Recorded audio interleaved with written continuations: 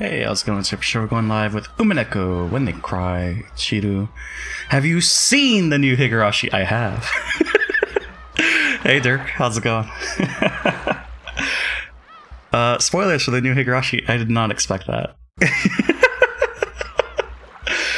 I mean, who would have expected that, right? That was fun. Man, that was a good episode. But also we have 7 more weeks of Higurashi. So that's hype. More Higurashi, I'm down with that. At least 7 and more episodes, because I think they said it's like to the end of April. So 7 weeks. It's good. I enjoy it. Yeah, how's it going, Dirk? You're playing Bastion. 10 minutes of Satsuko just you. Oh man. And then her being petty, just resetting timeline just to win a card game. Oh, it's good stuff. Man. It's been fun. So yeah, episode 5. We're in the courtroom. A card game she always wins anyways. Does she? Does she always win? No, because it's Rico, right? Or no? They've been thinking too much on this. Yeah, we're in the courtroom portion. We're trying to disprove that Natsuki's the culprit. And I mean, I don't know any timeline where she loses. Does she not? Or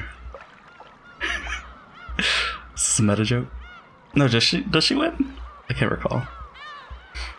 I'm doubting myself. Oh my god, the chair, please. Yeah, that was a fun episode. I've stopped watching. Well, I didn't stop. I just didn't watch. That time I got reincarnated as a slime and Dr. Stone this week. I think I'll just do a double feature at some point. They always win their way through the first round. Oh, right. That's true. And then gets interrupted before the next bit starts. Oh, that's right, because Mion leaves. Right. Okay. I see what you mean now. That's true. They all 5 of them win. But she just wants a super duper win. It's weird. Well, an old absolute victory. Good old Satoko. Man, who thought Tepe Redemption was going to be a thing? It's conflicting. Because, I mean, all the bad shit he's done. Makes me wonder if there's going to be a Rosa Redemption in this. I wonder. Or is she not? I don't know. What I do know is there's 2 characters left that we've been spoiled on. 1 meme left. Tepe Best Boy. He just wants to be, he just wants to have a nice life. So 2 characters, 1 meme. And I think that's it. Ursa did nothing wrong, did she? Oh man, during this episode, after Maria died, it was pleasant to see her back at the courthouse, or the where they have the Ace Attorney battle. He's like, oh, it's Maria, hey.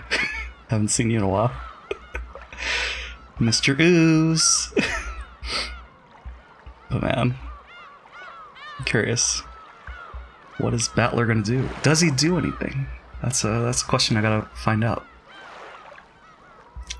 What else?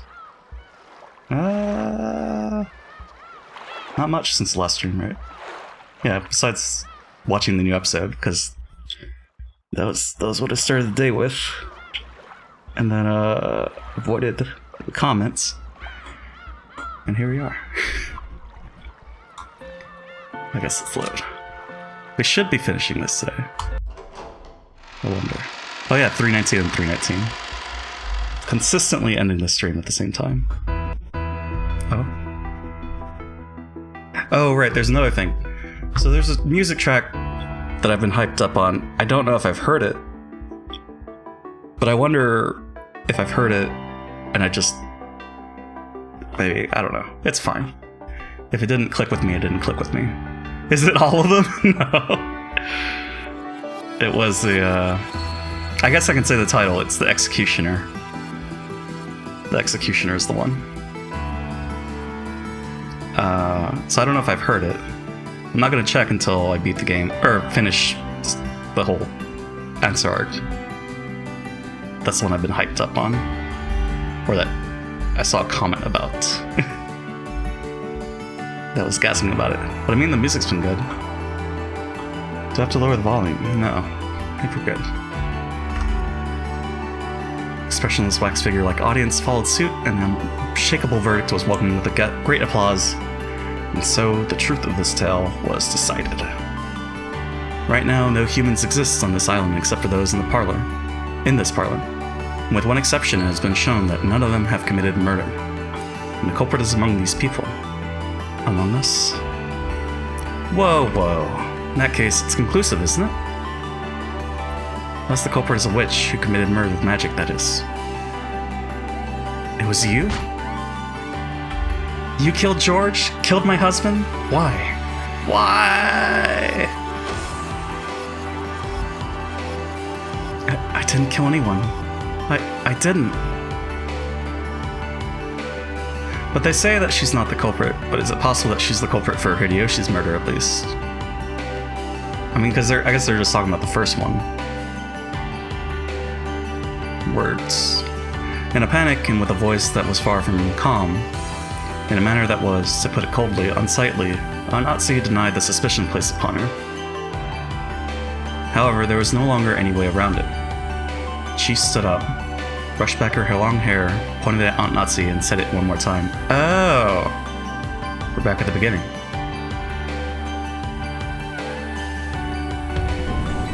You're the culprit, Ushirimiya Natsuhi-san. And then the OP plays. Red-faced and tear-streaked. Eva walked up to Natsuhi and grabbed her by the collar.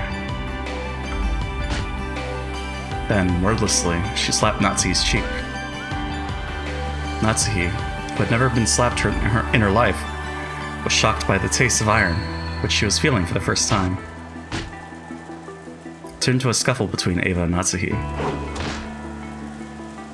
Battler immediately tried to stop them, but Eva planted a sharp knee into Battler's gut, and he doubled over. Give them back! Give back George and my husband! Why did you kill them? You murderer! Murderer! Sobbing, Eva kicked Natsuhi, who had fallen to the ground over and over. Battler tried once more to cut in and stop them, but it was brushed aside. And after that, no one tried to stop them. Repeating her son and husband's names over and over, Eva kicked Natsuhi. And kicked her. Then, she started grabbing whatever her eyes fell upon and throwing it. Natsuhi was hit with a steaming teacup and a can of black tea whose tea leaves fell out all over her. She was kicked, her hair pulled and dragged up, her cheeks slapped so many times that it started to swell.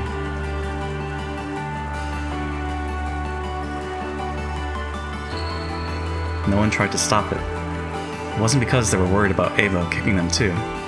It was because they thought an appropriate act of retribution for a person who had lost her beloved son and husband. A proper retribution. A proper truth. Everyone in the parlor accepted that Natsuhi was the culprit. They accepted the truth Erika claimed.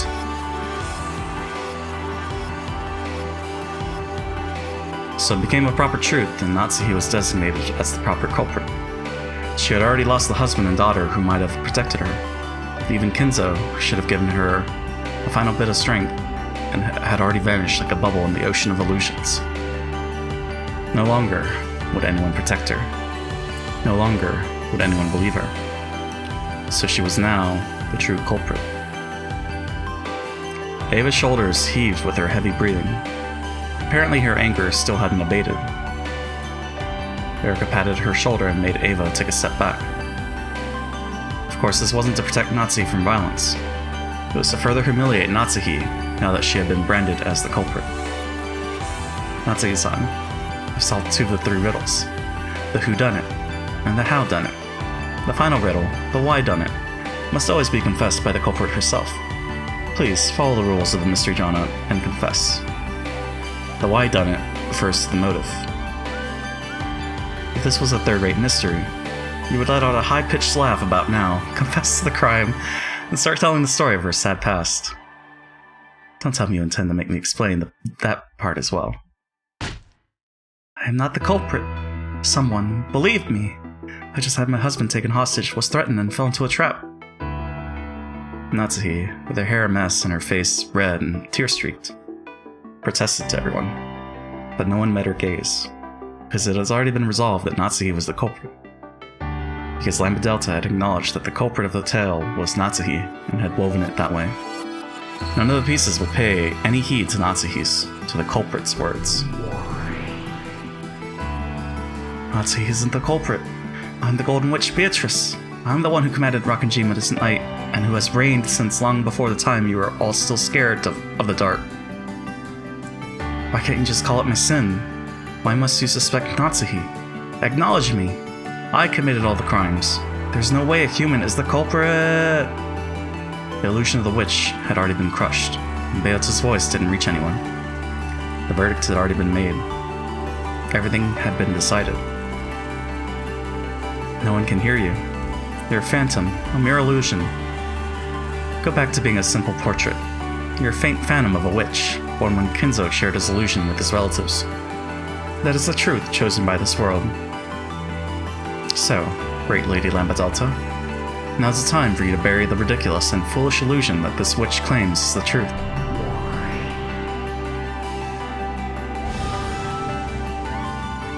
Goodbye, Beatrice.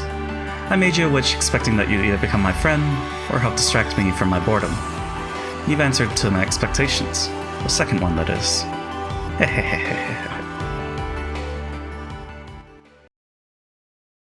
I am a witch. Even if Lady Lambda Delta doesn't acknowledge it. So why is it going so fast? Or is that on purpose? I'm a witch. Oh, sure, but you wouldn't even be capable of believing that if I hadn't become your guardian in the first place. Yep, this is game over for you. You'll be buried in accordance with the rules of your game board. What happens to the losers in your game again? Beato has already shown that clearly in a previous game. You get made into a mound of living flesh before being tossed into the goat's dinner party and getting chewed to bits. Now there's a fitting end for you, Beatrice. And I did come all the way here just to hear the death cries of one as haughty as you. No? The goats?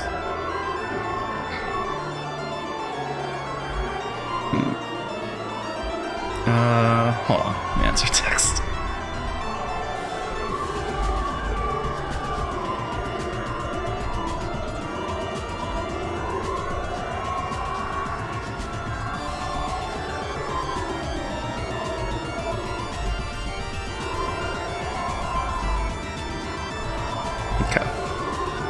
Whoops. One by one, a massive number of goat attendants slipped out from the shadows of the pillars and began to fill the cathedral. The goats paid no attention to Natsuhi, who was seated in the center. But the crowd completely enveloped her.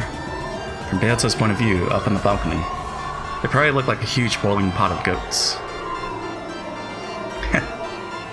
Cackle. Ha ha ha ha ha. That's right. The contract has been like this since the beginning. Yep. My contract said that whenever you stopped entertaining me, you would relieve me of my boredom with your life. Come, strip the title of witch from this woman and throw her into the pot of goats. Suddenly there were goats standing right behind Beato. They lifted her up roughly. Let me hear some nice screams. You're the wine I've been fermenting all this time. And perhaps refusing your request will be my final strike back at you. Yeah, I made her say it. Hee ha ha ha ha ha. The best screams always come from a girl who's just said some tired line like that. Fall. Beatrice. Burns wild. The goats carrying Beato no longer viewed her as the master. After holding her above the pod of clambering goats, which were snorting heavily in anticipation, it threw Beato's slender body into the air. All at once, the squirming goats faced the heavens and raised their arms. It was almost as though they would be able to forget their pain for just a short while by devouring her flesh. As she flew through the air, Beato tried to smile boldly, but it was so stiff that it seemed even more pathetic, much to Birkenstell's amusement. When Beato fell into the pot, the goats caught her. Of course, they didn't do it gently. The arms of countless goats pulled at her flesh to keep it for themselves. They tried to tear her to bits. It didn't have to be flesh. Hair, fingernails, shoes, even bits of her dress worked just fine.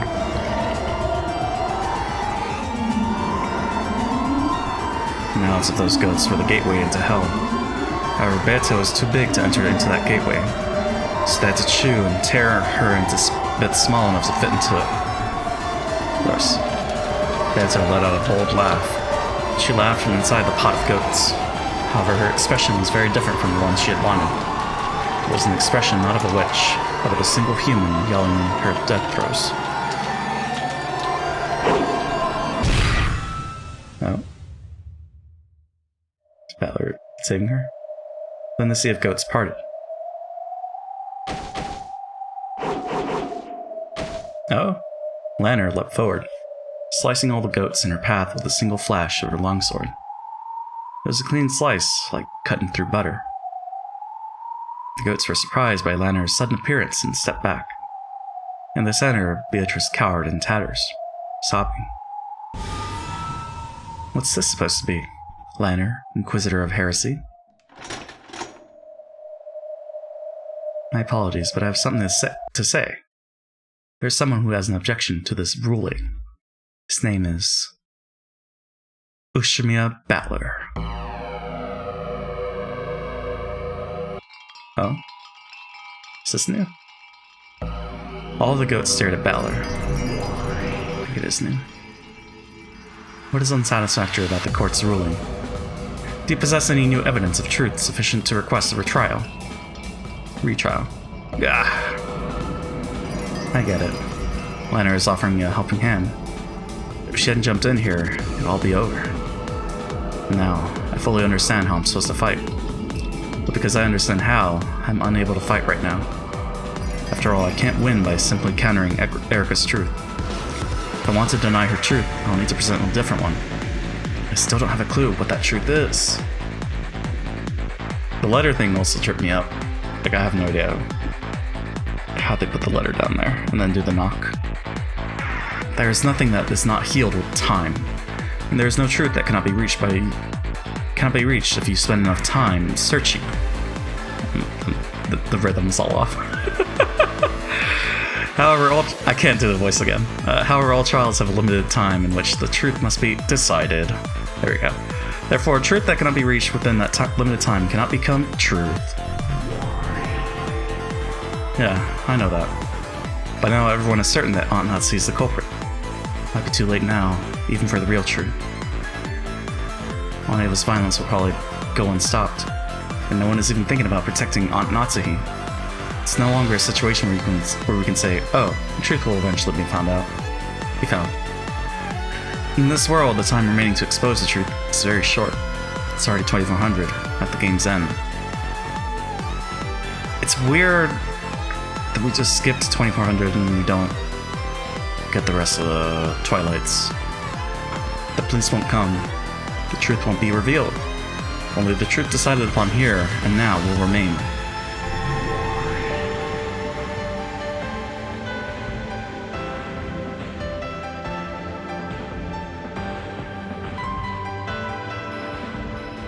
I slowly stood up, walked in front of Beato, and faced Lanner. I have no plan. I don't know the truth. However, if I don't jump in now, I won't get another chance to fight. The red used by Erica's group is mercilessly strict. I seriously doubt that I can put together a truth where Aunt Natsuhi isn't the culprit without violating that red. Why the uncertain face? How pathetic. Damn it. Battler. I'll be the one to kill you. I want to keep that promise. And yet... I do like this. And right now... I don't have any plans. I don't have any plan at all. That's okay. In this world, there is no truth. The truth is made later on and overwrites what comes before it. Real truth. It doesn't exist anywhere.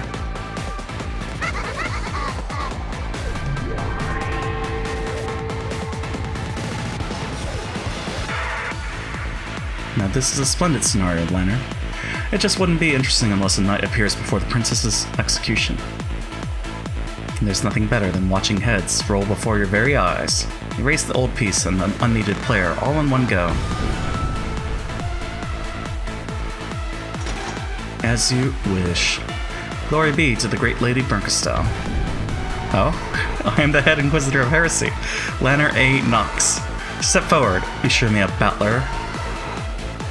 Damn it, I've got nothing more to lose. If you want to see me struggle, I'll show you. Oh?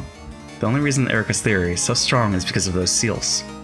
She was given bread so quickly just because Lambda Delta easily bought the alibis created by those seals. But the seals aren't read true. Just sticking paper in a door crack is far from perfect. There's no way something like that can prove anything with certainty. Begin, Battler. Ready to let those goats turn into a pile of meat along with your beloved Beatrice? Oh, I'll mix the leftovers from your precious sister into that pie. Wouldn't that make for a wonderful stack of meat? Then we can wrap it in a dumpling and steam it, and maybe add some soy sauce. Just no, the best way would be to fry them in a pan with some eggs and ketchup.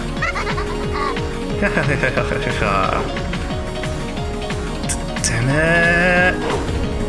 Can't we doubt the reliability of the seals of Erica's? Something like wedging some paper in a door can't create a perfect alibi. It might be that someone noticed by chance and happened to put it back in the same place. The blade of my blue truth should have slashed diagonally through Lanner's chest. However, Lanner's expression didn't budge in the slightest, and there wasn't a single wound on her chest. I was wondering what you'd throw out there, but this is ridiculous. Allow me to explain. This is what I sealed the doors with. Did you think this was paper, Battler-san? Erica once again held up a thing that looked like brown paper. This is packing tape, and its adhesive power is extremely strong. I used scissors to make it easier to tell. Furthermore, I wrote my signature, which cannot be reproduced in 3 places. Across the tear point, across the edge between the door and the tape, and across the edge between the tape and the door frame. Therefore, it's impossible to tear it off without leaving a mark, and it's impossible to reattach too.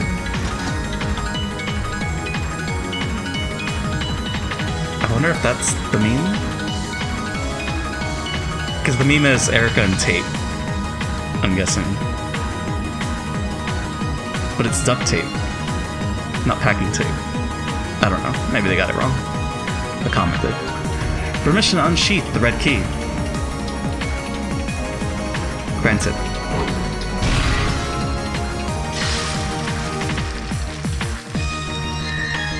Due to the above, the seals are guaranteed to be perfect. Miss Erica's seals were not broken by anyone, and deception is impossible. I'll acknowledge Erica's seals. However, Aunt Ava's seal on Genji-san's room should be different.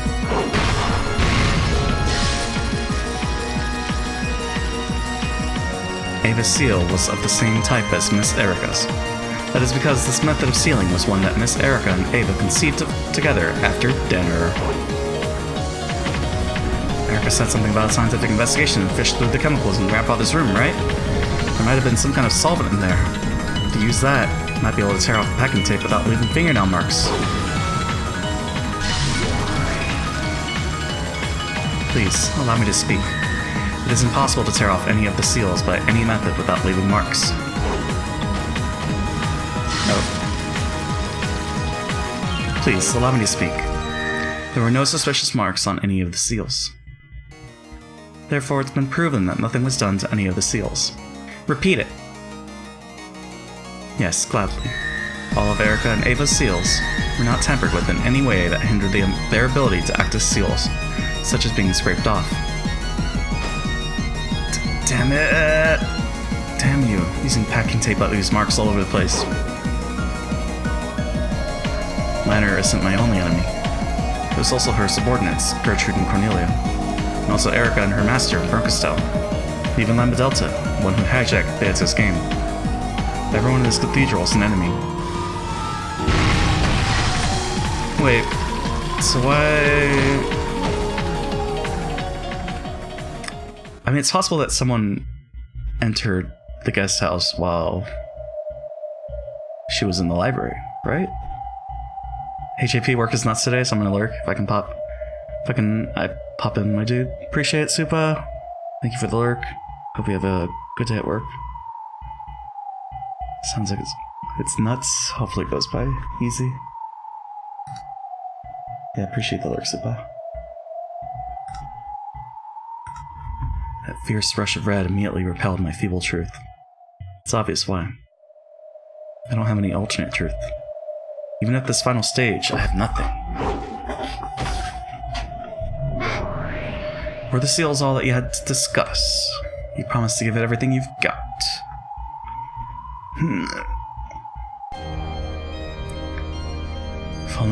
If I only knew a truth that could prove Aunt Natsuki's innocence. If I could only make a theory that weaves its way through Erica's red. Damn it, I don't know anything. Do you have any chance of winning? I left it at home. What if I go back and get it? I've already lost. I'm prepared for my fate.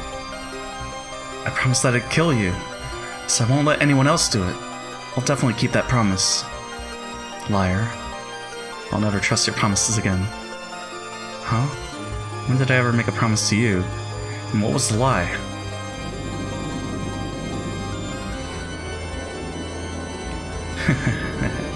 Cackle, cackle, cackle.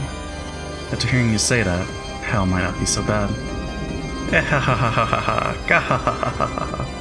Kill us, Bernkastel, Lambda Delta.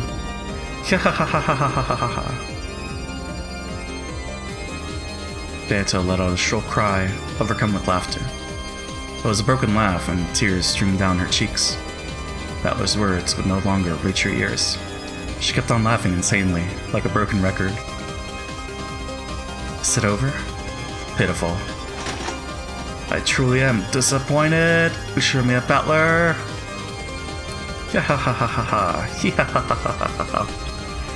Kill me, Lanner. Slice me in half with that red longsword of yours.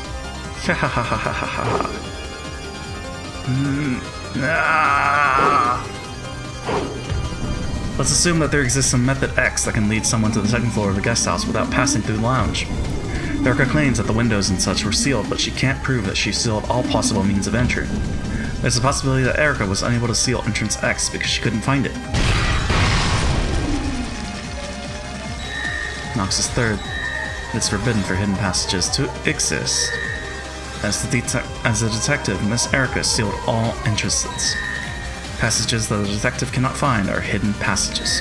Therefore, there are no entrances that Miss Erica cannot find. I present the possibility that Erica's lookout in the lounge wasn't perfect. During the 2 hours Erica spent there, she really observed everything without looking away for a second. It might be possible for someone to have passed through the lounge during a small gap without at least Erica seeing them.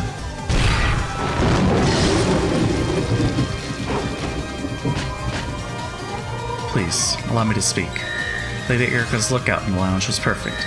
There were no small gaps or carelessness or times when she looked away for even a second.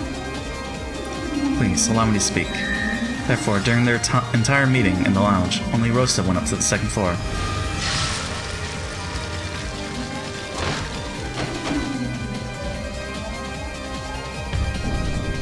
But was that really Aunt Rosa herself? There's a possibility that someone disguised themselves as Aunt Rosa. Or maybe she was actually holding a large suitcase with someone hiding inside it.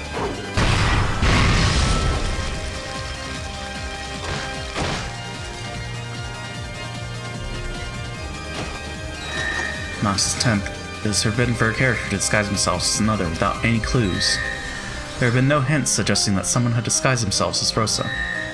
Furthermore, Erica has confirmed that she wasn't carrying any luggage large enough to hide a human in. Aunt Natsuki was being threatened by someone. The uninvited unknown guest X is the true culprit. How can you be sure we're the only ones on this island? The true culprit is someone else.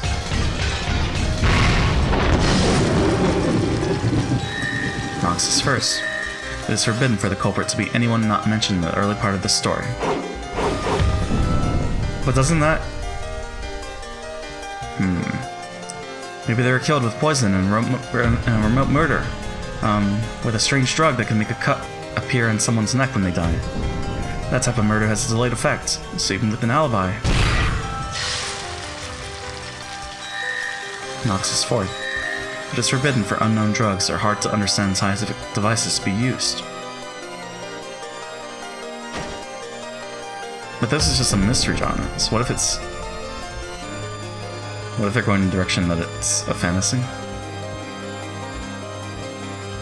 There's a chance that there existed a murder device X in the cousin room, in Genji-san's waiting room that made a remote murder possible.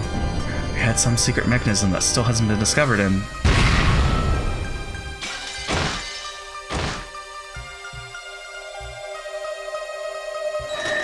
Nox is 8. It is forbidden for the case to be resolved with clues that are not presented. Anyway, there exists a culprit other than Aunt Natsuhi. If you want to deny that, try and repeat it in red that none of the appearing characters were the culprit. Nox is 6. It's forbidden for accident or intuition to be employed as a detective technique. You say that everyone except Aunt Natsuhi has an alibi? You're forgetting one person. Who's going to prove that Erika herself has an alibi? Nox is 7. It is forbidden for the detective to be the culprit.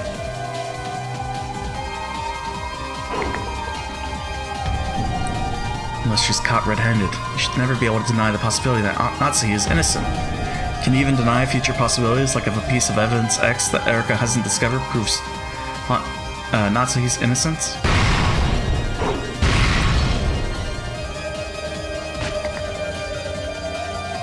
Nox is 8. It is forbidden for the case to be resolved with clues that are not presented. This tale is filled with malicious lies. The tale itself has become a trap to capture Natsuhi. The tale should be constructed only from impartial truths. Nox is 9. It is permitted for observers to let their own conclusion and explanations be heard. I was the culprit, so maybe I gave George, Aniki, and the others a slow-acting poison to make them die after 2400, then silently slit their throats when I returned at 3 AM. I could have done it so quietly that Erika wouldn't hear.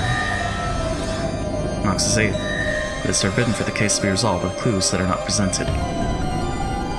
Everyone committed suicide, so there is no culprit.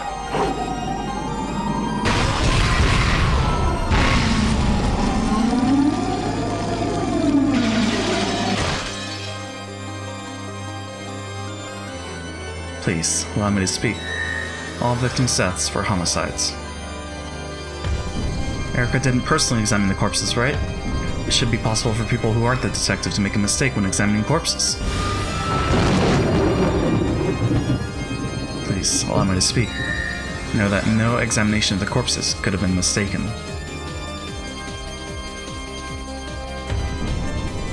And maybe there were body double corpses. They prepared corpses beforehand that closely resembled the victims. Know that no corpses exist except those of characters who have appeared in the story. Then how can he claim that Uncle Kraus is dead without his corpse? Doesn't that violate Nox's something or whatever? Know that the red truth is simply truth, and there is no need to provide evidence or proof.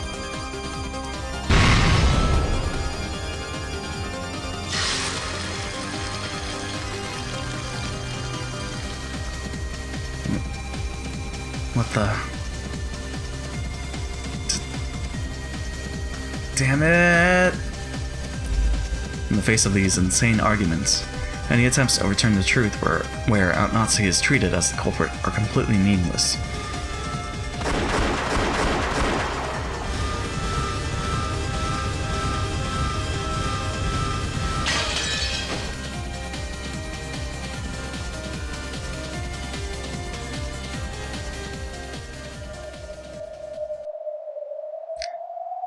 I think, knowing the thing that I know, I think I would have come to that conclusion as well. Because there's no other way. But It feels like a contradiction. I don't know. Maybe they'll call that out. Each time I brandished my desperate blue truths, Banner and the others' red truths knocked me down to the floor. It was getting hard even to even stand back up again. Does that mean my body is telling me that I'm about to surrender? To the truth where Nazi is the culprit? The red truth is getting more and more perfect. Each time I think I can slip through a chink in their armor, Banner smacks me down with red longsword of Nox. Hee hee hee hee hee. Hee hee hee. Ha ha ha ha ha ha ha ha. Beto. That's enough, Battler.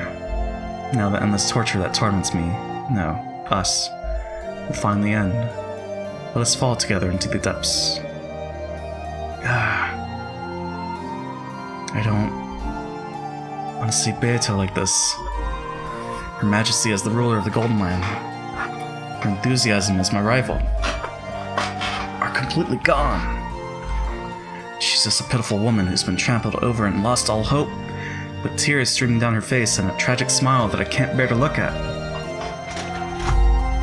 Does her truth no longer exist? No. I have one. Last thing.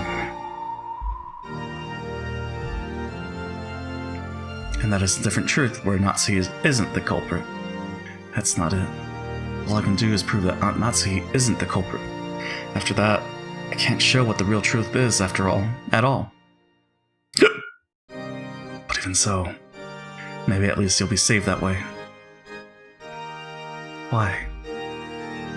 I can show without a doubt that Aunt Nazi isn't the culprit. However, I cannot show a different truth. If Erica's truth is dispersed, the crime will return to darkness. There might still be room for you to exist. Yeah, if you can do it. But if you can't show a new truth, that means you're incompetent and useless as a player. I'll have you vanish from this game board for all eternity. At this point, the game master is Lambda Delta, and she is there too. This probably doesn't mean losing a single game, but being banished from this game for all eternity for losing. From what the witches have said in the past, I can faintly imagine the place pieces are sent when they're banished. It's known as the depths of oblivion, an eternal darkness that lies on the far side of an eternal oblivion, and where there is no concept of life or death. I'm going to disappear, aren't I? However, Beto will remain. As long as Beto remains, no matter how suspicious Aunt Natsuhi is, there will always remain space for the witch to be the culprit. In other words, room for Aunt Natsuhi to not be the culprit. As long as that space exists, someone will eventually expose the truth. It doesn't have to be me. Anyway, eventually, someone will smash this fake truth to pieces. I understood that the time had come to abandon myself for the sake of this other person who would eventually appear. For the sake of the real truth. Well, looks like I'll have to break my promise to kill you after all. Don't leave me as the only one alive. I'll disappear with you. Let that be your final tribute to me. I beg you, if you just do this one thing, I don't need anything else.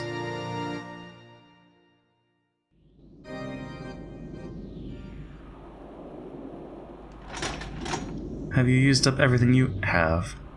I really am disappointed in you, Ushirmale Battler. Quickly, perform his requiem. That way, I'll have an open field in which to expose Natsui-san's sin. These guys really are interesting. Beatrice, Ushirmale Battler. But I've gotten tired of this.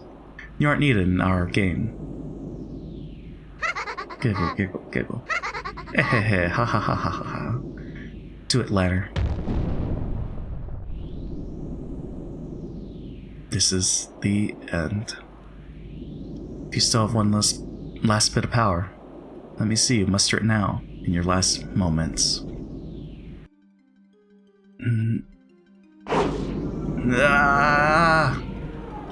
It's small, but it's a sparkling red truth. The last trump card Visuela gave me. Erica. This takes your theory back to square one. If you can, why not go ahead? Take this! Umineko is not the culprit. The red truth is simply true, with no evidence or proof needed. This will make Lanners stagger. Even if that's all it does. It's the first and last strike I can make. No? Knox second. It is forbidden for supernatural agencies to be employed as a detective technique. Huh? My red truth was blown away by Lanner's red longsword? In this court, if anyone other than witches is going to speak the red truth, they'll have to construct an appropriate proof for it.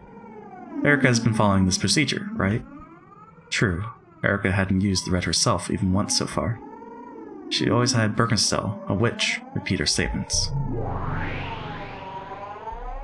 Your red truth isn't something you obtain for yourself. It's a supernatural truth given by a paranormal being. In other words, it isn't reasoning. It's no better than a random thought. In that case, have Virgilia say the same red truth. Where is Virgilia?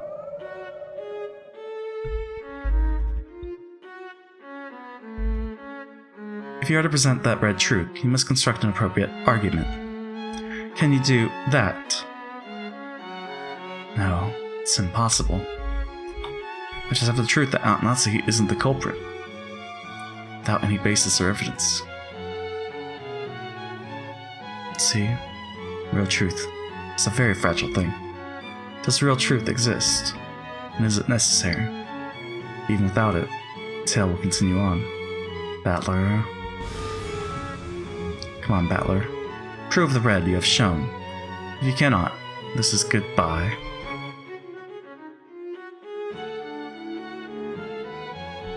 Then, goodbye. Sorry. Beato. Don't say that. Thanks for sticking around with me. It was such a bloodstained tale.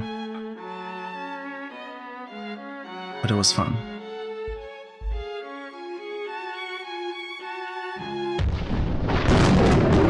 The trial is now finished. Finished! Finished, finished, finished, finished, finished, finished! Finished, finished, finished, finished!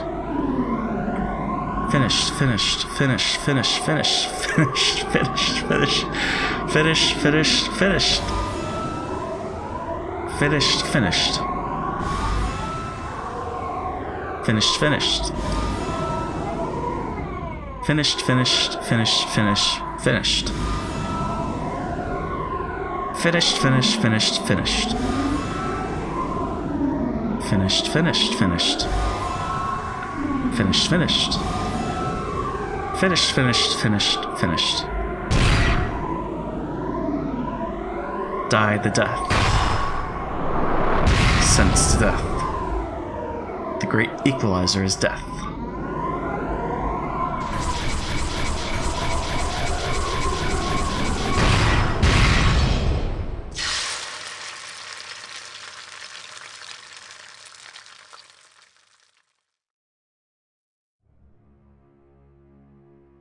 With that, the trial for the 5th game ended. The detective, Furuto Erika, accused the culprit, Ushirimiya Natsuhi. There are 3 riddles that the detective must explain. The first is the whodunit. Who is the culprit? As previously stated, it is Ushirimiya Natsuhi. The second is the howdunit. How did they carry out the crime? During the hour between 2400 on October 4th, 1986 and 1 the next day, Ushirimiya Natsuhi went to the cousin's room on the 2nd floor of the guest house and the servant waiting room on the 1st floor of the mansion. There, she carried out the murders. It is only possible for the crime to have taken place during that hour. For that 1 hour, alibis have been proven for all characters except Natsuhi. Oh? In the sky, a massive red longsword, even greater in size than the one Lanner held, came crashing down like a thunderbolt, piercing through Battler's heart and pinning him in place while he still stood. In that instant, Beatrice became a golden splash and faded away. Their former minions disappeared as well. As the heartless witches looked down at the cathedral center, laughing coldly, all that remained was Battler, with the red longsword sticking through him, and Lanner.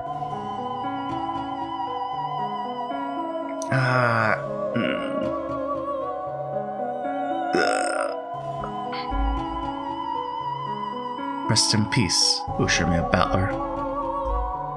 What a shame. I thought you were a more capable person than this. Battler blew bubbles of blood, closed his eyes slowly, and died.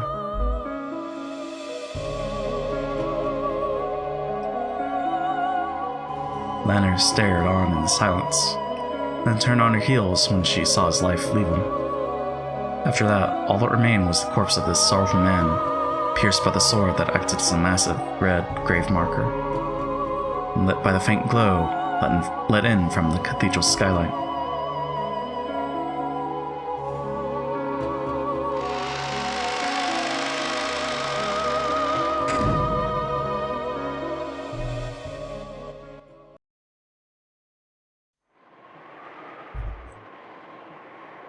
And then there's the third riddle the detective must uncover. The final riddle, the why done it. Why did they commit the crime? The motive. In third-rate mysteries, there's no need to uncover this. After all, even if you don't expose the motive, the culprit will just confess it when all's said and done. However, for Widow Erica was first-rate, so she would expose even this.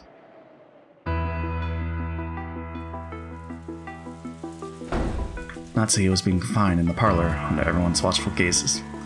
Then, Erica made use of everyone to diligently and persistently search all places, even Natsuki's room, for clues about her motive. Well, now that we have all gathered, just what is it that drove Ushirmia Natsuki-san to commit these terrible murders? Through my investigation, I, the detective Furuto Erica, have discovered the general outline that explains this. I would like to announce it now. Everyone remained silent, urging her to continue. Erica tossed some of Natsuki's possessions that had been confiscated onto the table. First, these are past diaries that were discovered in Natsuki-san's room. They had barely been used at all in recent years, but they describe in detail the period shortly after she became a part of the Ushirmia family.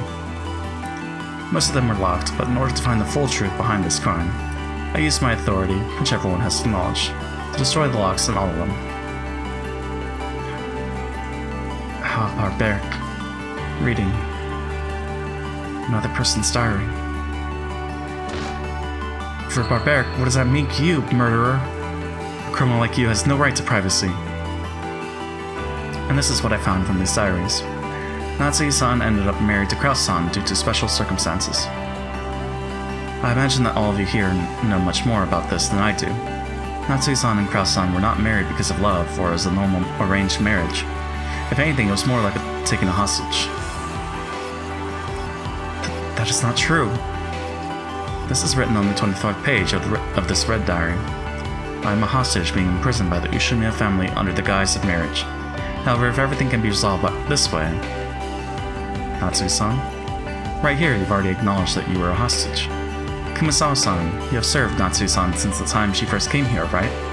Could you tell me about what it was like at the time? Yes, that's correct. I did catch wind of something similar to what you described. I think that by now, only Dr. Nanjo and I know of the details regarding Madam's marriage. Very true.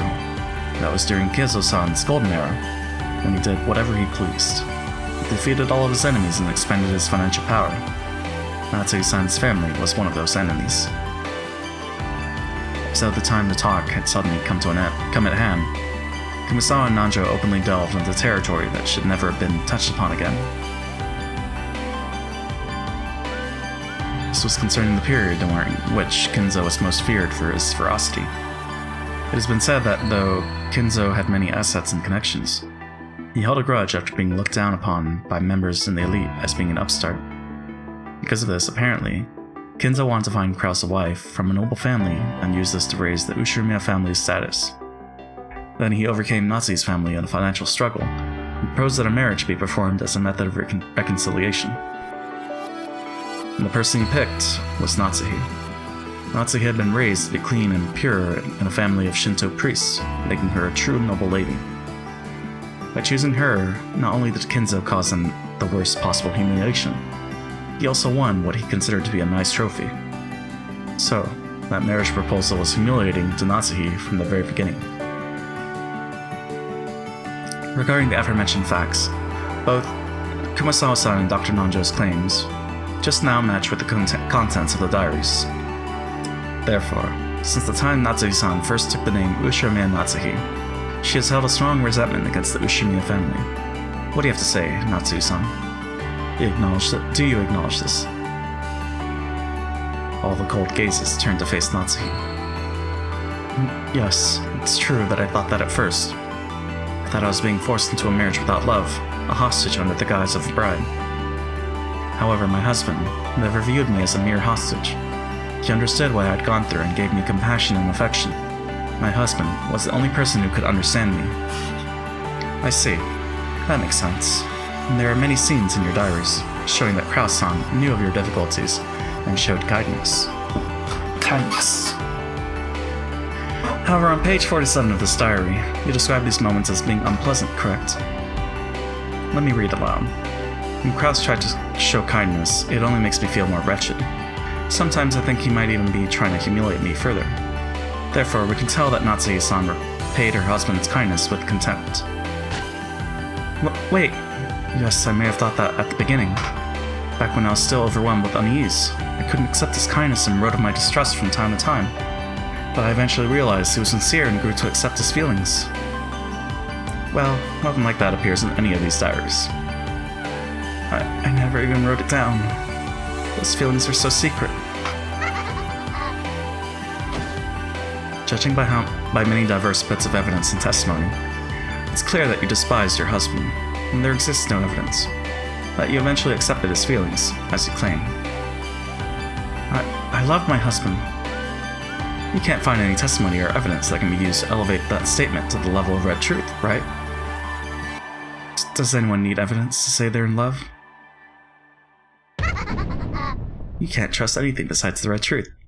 Statements that aren't red don't count as evidence at all, and they can't be trusted at all. All non-red letters are falsehoods that exist to deceive me. I love you? Who would believe that when spoken with a white text? No, non-red words can ever be trusted. All I can trust in this world are the red truth and the pieces of evidence I offer to my master to gain it. You lying human who can't speak the truth.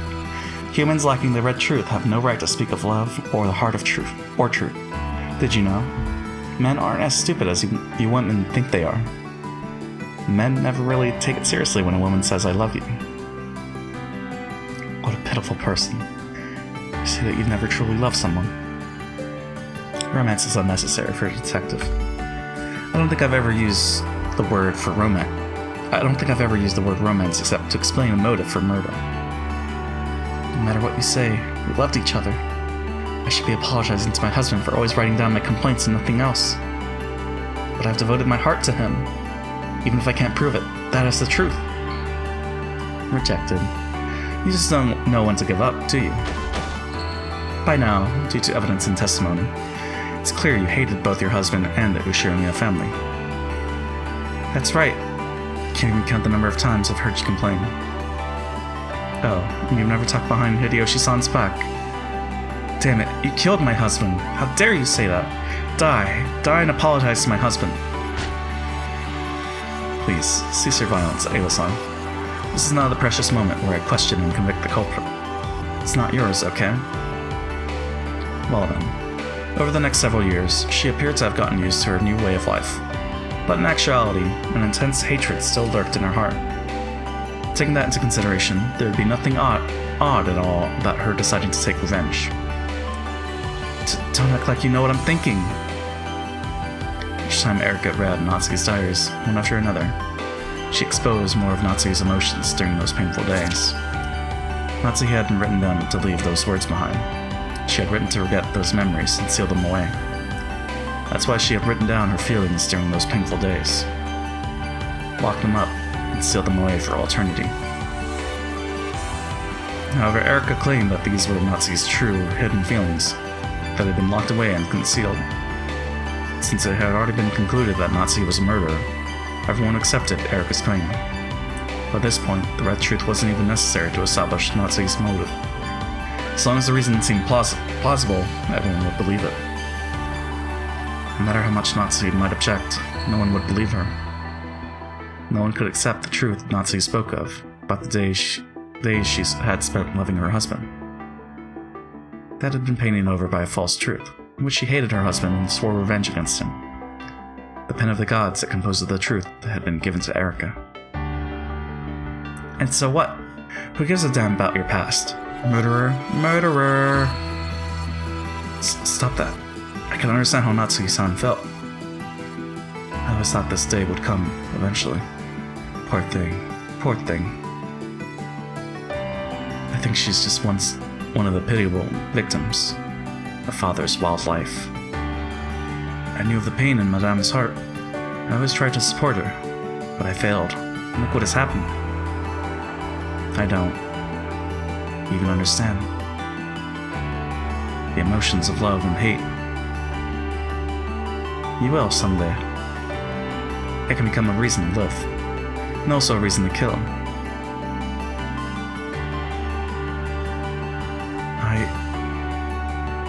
Is Aunt Natsuki really the culprit? Well, now that you mention it, there is just one person besides Natsuki-san that might be the culprit. No? What? Hey, are you serious? Why didn't you say something that important sooner? Natsuki-san, the truth is, there is one person besides you for whom the crime is possible. If you truly claim that you aren't the culprit, it means that person must be the culprit. Huh? Who is it? Who? Ushirimiya Kenzo-san.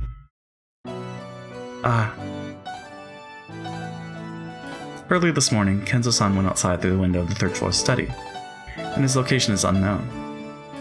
Isn't that right, Battler-san? Just like Natsuki-san, Kenzo-san has no alibi whatsoever. The truth is, for this crime, it was possible for Kenzo-san to be the culprit as well. I just assumed that he never existed in the first place, so I totally forgot about him until just now. Allow me to apologize. She didn't look shy or apologetic in the slightest. Erika bowed in as unpleasant a manner as ever. She had held a grudge ever since her defeat in the study battle. Natsuki-san, you gained Kenzo-san's trust and are the person who served closest to him, right? So shouldn't you know better than anyone else? This incident is actually the crime of the family head, carried out by Ushirimiya Kenzo-san. You dare call father a criminal? Don't worry. I have prepared more than enough evidence and testimony to explain the why done it if Kenzo-san was actually the culprit. If you say, for example, that you have put yourself on the line to cover Kenzo's crime, I am more than capable of supporting you. Ever since the late period, the author Ellery Queen, even the theory created by the detective can sometimes change the plot itself. You really can't afford to be careless in this day and age. I won't let you. Treat father like the culprit. Natsuki-san, calm down. Place your hand on your chest and think carefully. If you accuse Kenzo-san of being the culprit, this entire case will be resolved. You will no longer be held accountable for another person's actions, and your honor will be restored. In other words, by pushing the crime on Kenzo, Natsuki would be saved. However, I have been entrusted with the honor of the Ushirimiya family by father. Did you really think that I would defile father's honor, the Ushirimiya family honor, just to clear away the false accusations made against me? Of course, Natsuki knew that she wasn't the culprit, and she also knew that Kenzo wasn't, so being framed herself and pushing the blame on Kenzo were both unacceptable, unbearable outcomes. Are you sure? As I've already established quite thoroughly, alibis have been proven for everyone except you. If you will not accuse Kenzo-san, then this time, it really will be clear that you are the culprit, and that will become the truth, right? If you intend to label me as the culprit, and call that your own personal truth, then do whatever you like. I'm sure that God knows of my innocence. Eventually, he will prove it. If it came to a choice between her and Kinzo being framed, Natsuhi would sacrifice herself. Perhaps that was her way of protecting the Ushimiya family's honor. Natsuhi. And I even gave you a chance. Stupid woman. This future where your name will eventually be cleared doesn't exist for any of you. Not for any of the pieces on this board.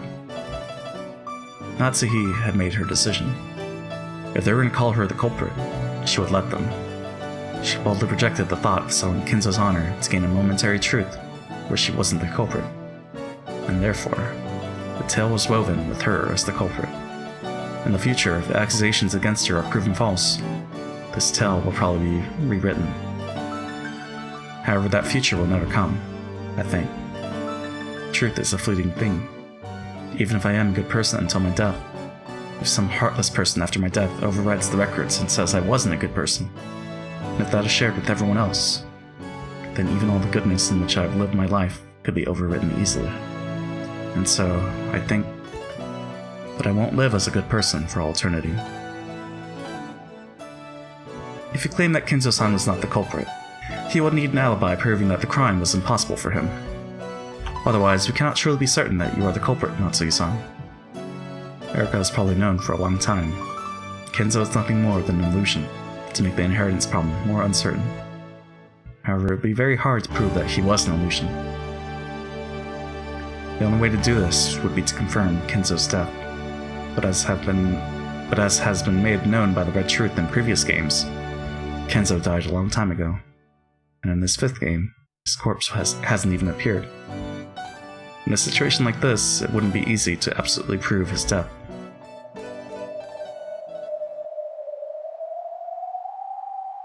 If Kinzo's death was confirmed, it would practically erase that defeat in the study.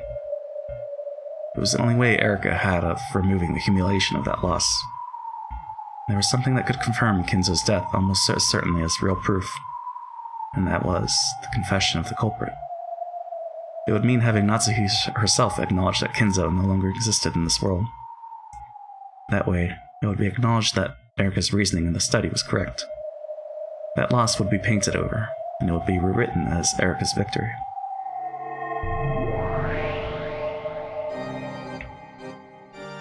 Battler hung suspended by Liner's red longsword. Beato had disappeared by having her existence denied when her minions had gone too. In this cathedral that they had disappeared from, only Natsuhi and the witches convicting her remained. So, you still claim that Kinzo is alive and remains somewhere on this island? That's correct. Father is in good health. No matter what anyone says, I will not change my statement. The Red Truth from the previous game says that. Kinzo is already dead. But that's not enough to satisfy you, right, Byrne? Yeah, that's right. I'm after a perfect victory. So there's nothing interesting about getting a checkmate just because Kinzo's death has been confirmed by the Red. I want to win by forcing Natsuhi to say she's resigned. Giggle, giggle, giggle. Then why don't you try it? Show us what you got. My master, let us now achieve a perfect victory. Of course. Natsuhi, you say Kinzo is certainly alive, but you don't know where he is, correct? Yes, that's right. Father left through the window and his location is unknown. He is so troublesome sometimes. Lambda, I'm gonna make Kinzo's location from 2400 until the morning absolutely clear. From 2400 until morning, Kinzo stayed in the same room. Oh, if that's true, he was a corpse after all. No, I'm sorry. That's right, totally right. I won't butt in. It sounds interesting, so keep going. From now on, I'll use the word Kinzo to refer to the living Kinzo. After all, Natsuhi claims that he's alive. I'll say more with Red Truth. Kinzo does not exist anywhere outside the mansion. Isn't that right, Erika? Yes, my master. I searched for Kinzo all over the premises outside the mansion. However, I was unable to find him. Because of the detective's authority, Erika could find all clues. Therefore, if Erika was unable to find a hint that Kinzo existed outside the mansion, it was the same as proving that Kinzo didn't exist outside the mansion. Therefore, Murky repeated that truth of Erika's. Kinzo does not exist outside of the mansion. Hey, Natsuhi. If Kinzo does exist, then this means he must be somewhere inside the mansion. Do you have any idea where Kinzo might be hiding? How could I know? After all, I think of the weather. There would be nothing strange about him leaving the courtyard to hide somewhere in the mansion and dry the rain off. Pfft, giggle, giggle, giggle, giggle. From this point forward, I will repeat the same thing several times. I'll give you many chances for an honorable surrender. If you're too stubborn, you will lose even your true honor. No matter how you threaten me, I will not give in. Giggle, giggle, giggle, giggle. I just love teasing pieces like you. Then, let us continue. For the aforementioned reasons, it is unthinkable that Kinzo-san could have been somewhere outside the mansion. So first off, I performed an extensive search of the third floor, where the study is.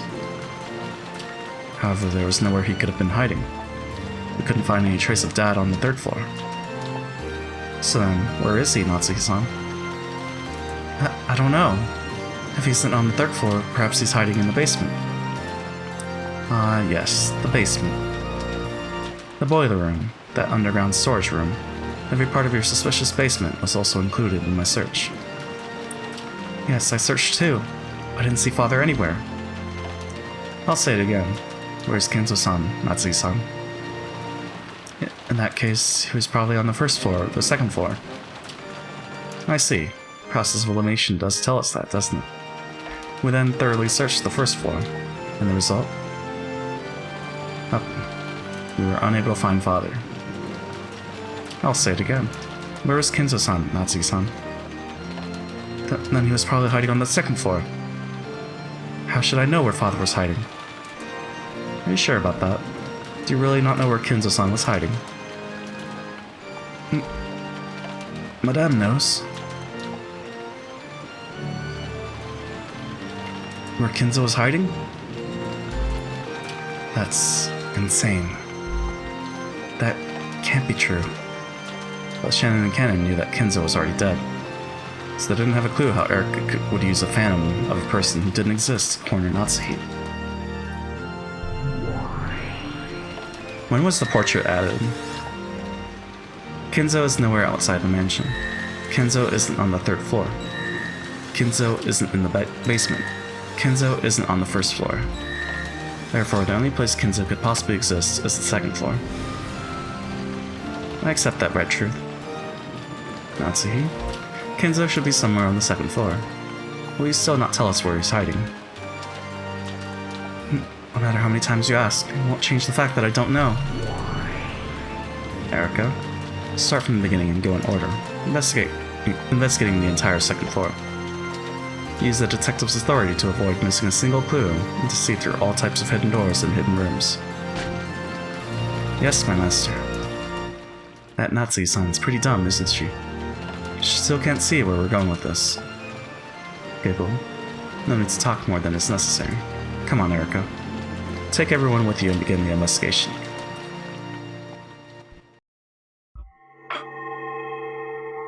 Where in the second floor?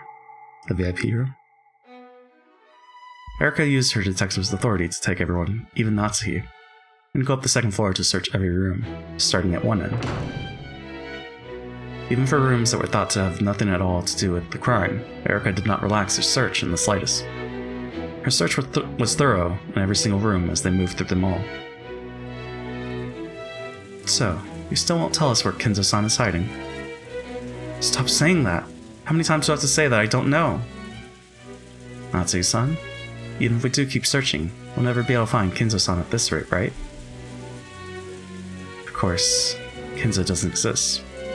No matter how long the search continues, it's just a waste of time. This was known by Erika, the witch's piece, and Natsuhi, the one who knew the truth. In that case, the search will end in the room at the far end of that corridor.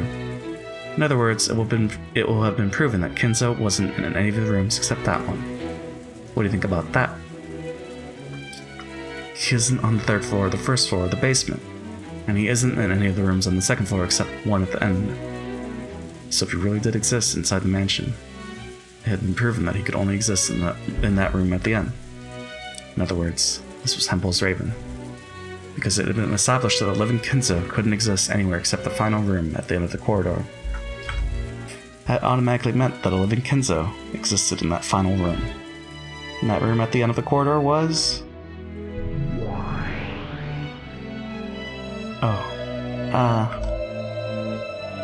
Which room was at the end of the corridor again? Lamadelta was munching on a refill of popcorn. That's Natsuhi's room, Lady Lamadelta. In other words, Kinzo had no place to hide except inside Natsuhi's room. Giggle, giggle, giggle. Do I need to say it in red? Of course.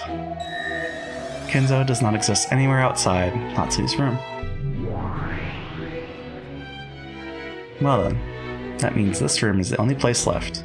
It means Kinzo-san isn't anywhere outside this room. Isn't this my room? Where exactly in my room do you claim Father is hiding? In a rage, Natsuhi unlocked the door to her room and pointed inside. Of course, Kinzo was nowhere to be seen. Do you see Father anywhere in here? Look! I see. Looks like he isn't there. Did he realize we were coming and escape out the window? If Kinzo wasn't in this last room, it meant that he didn't exist anywhere. There was no living Kinzo outside the mansion. There was no living Kinzo inside the mansion. Therefore, no living Kinzo existed. However, Erika didn't make that argument. She had pointed that out herself, without making a checkmate. It was because Bernkastel didn't want to win by cornering Natsuhi with the red truth. She wanted to force Natsuhi to accept a humiliating resignation. I have not only been searching for Kinzo-san himself all this time, I have been looking for signs that Kinzo-san hid somewhere between 2400 and the morning, and no such signs have existed.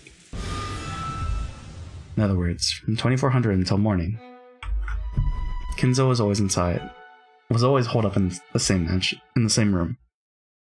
And that was Natsuhi's room. It means the checkmate of Red Truth has finally courted the piece known as Kinzo's Phantom inside Natsuhi's room. Hey Natsuhi-san, this means you were with Kinzo in this room until morning. Do you still claim that you didn't know where he was? I'll acknowledge it with the Red Truth. During the night, between 2400 and the morning, living Kinzo could not have existed anywhere outside Natsuhi's room. I permit you to use this truth to advance your argument about how he could only have existed in Natsuhi's room. I plead, Erika. Hey Natsuhi, even someone as stupid as you must have realized the fix you're in now. This is your last chance. Make Kinzo the culprit. Call the Ushimiya family head a criminal and crush the head's honor to protect yourself. If you show that you have the guts to do that, I'll change the plot into one of the tragic heroines taking the blame to protect the family head. Father is innocent. I cannot call Father a criminal. She's refused the deal. Hehehe. Okay, Bern. Do it.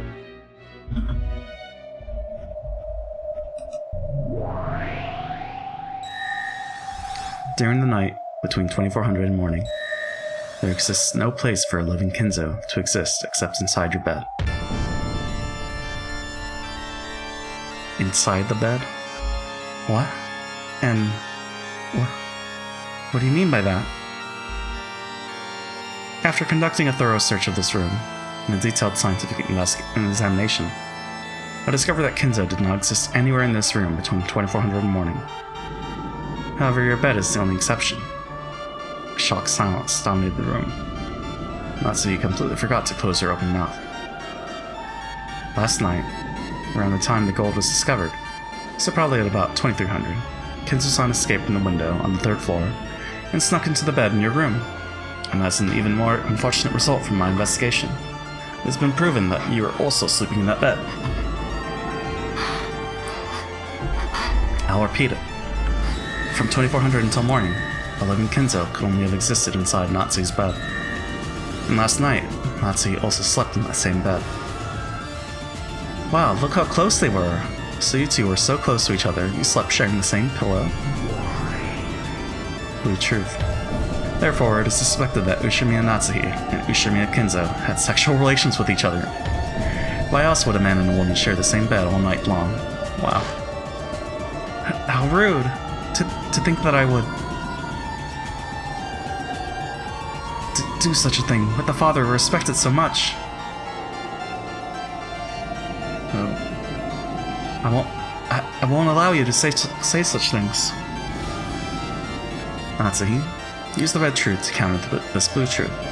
Of course, since you aren't a witch, there's no red that you can use. So I'll speak with the red truth in your place.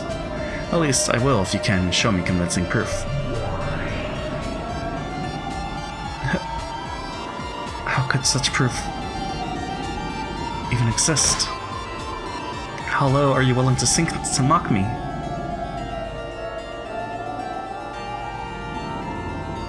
Damn it! Natsuhi tried to attack Erika, but Eva pinned her arms behind her back so she couldn't do anything. How unsightly. In order to take revenge against the Ushimiya family, you first schemed to take control of everything the family owned. For that reason, you used your body as a weapon and ensnared Kinzo-san. I never did anything of the sort. I have never given my body to anyone except my husband. I understand why you want to deny it, but testimony from several witnesses has already made it clear that you've had repeated secret meetings with Kinzo-san. After all, last night you went to say goodnight to Kinzo-san. Just the two of you alone in his study, right? And beyond that, I've collected multiple bits of testimony regarding clear traces of sexual intercourse. Are you insane? Who was it? Who said something so ridiculous? Goda? Shannon? Was it Eva-san? Yes, he must be behind something this ludicrous. Who was it? Who?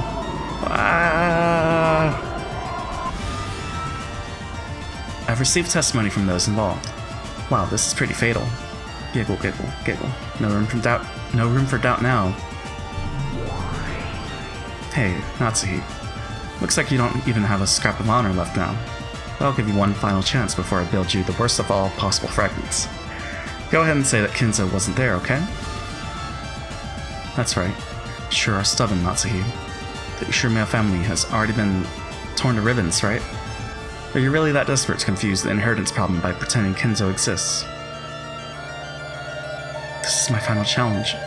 Protecting the honor of the Ushimiya family, which father entrusted me with. My husband's business will definitely succeed. Until we can use that to repay our debts, I cannot hand over the inheritance of the Ushimiya family. I'll protect father and my husband's honor. That is my mission. Wanting to protect the honor of the dead is an admirable trait. He's not one of the dead.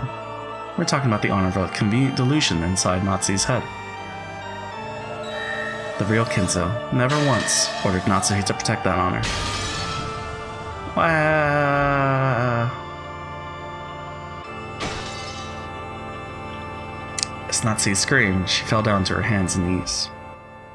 She no longer had any way to reject the fake truth that Burkestone and Erika had weaved. By my name as the Game Master, Lambda Delta, I acknowledge Lady Burkestone as the victor of this game. If anyone has any objections, state your name now.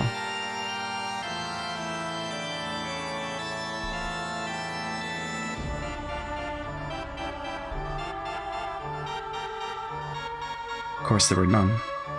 All those who might have objected had been erased. No objections. Burn, this is your victory. And a wonderful victory it is.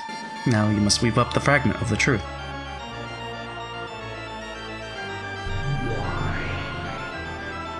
Sure, I'll go weave up the truth.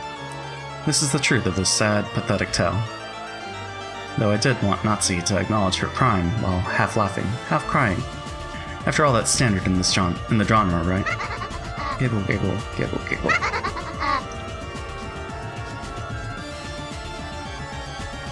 So... But I mean, that's not the truth, so... How does that work?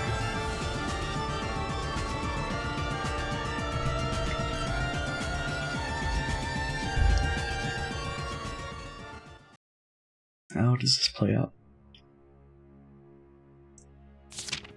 After being forced into a marriage she hadn't wanted, Natsuhi developed a grudge against the Ushimiya family and was filled with a desire for revenge. From the child synopsis, page 3. Natsuhi, also hoping to take revenge for the financial submission her parents' family had been forced into by the Ushimiyas, schemed to capture the Ushimiya family's wealth. From the trial synopsis, page 4. Knowing that the wealth of the Ushimiya family was, in practical terms, under Kinzo's personal control, she initiated sexual relations to curry favor with him and managed to ensnare him. From the trial synopsis, page 7. From the Bernkastel Docs, page 682.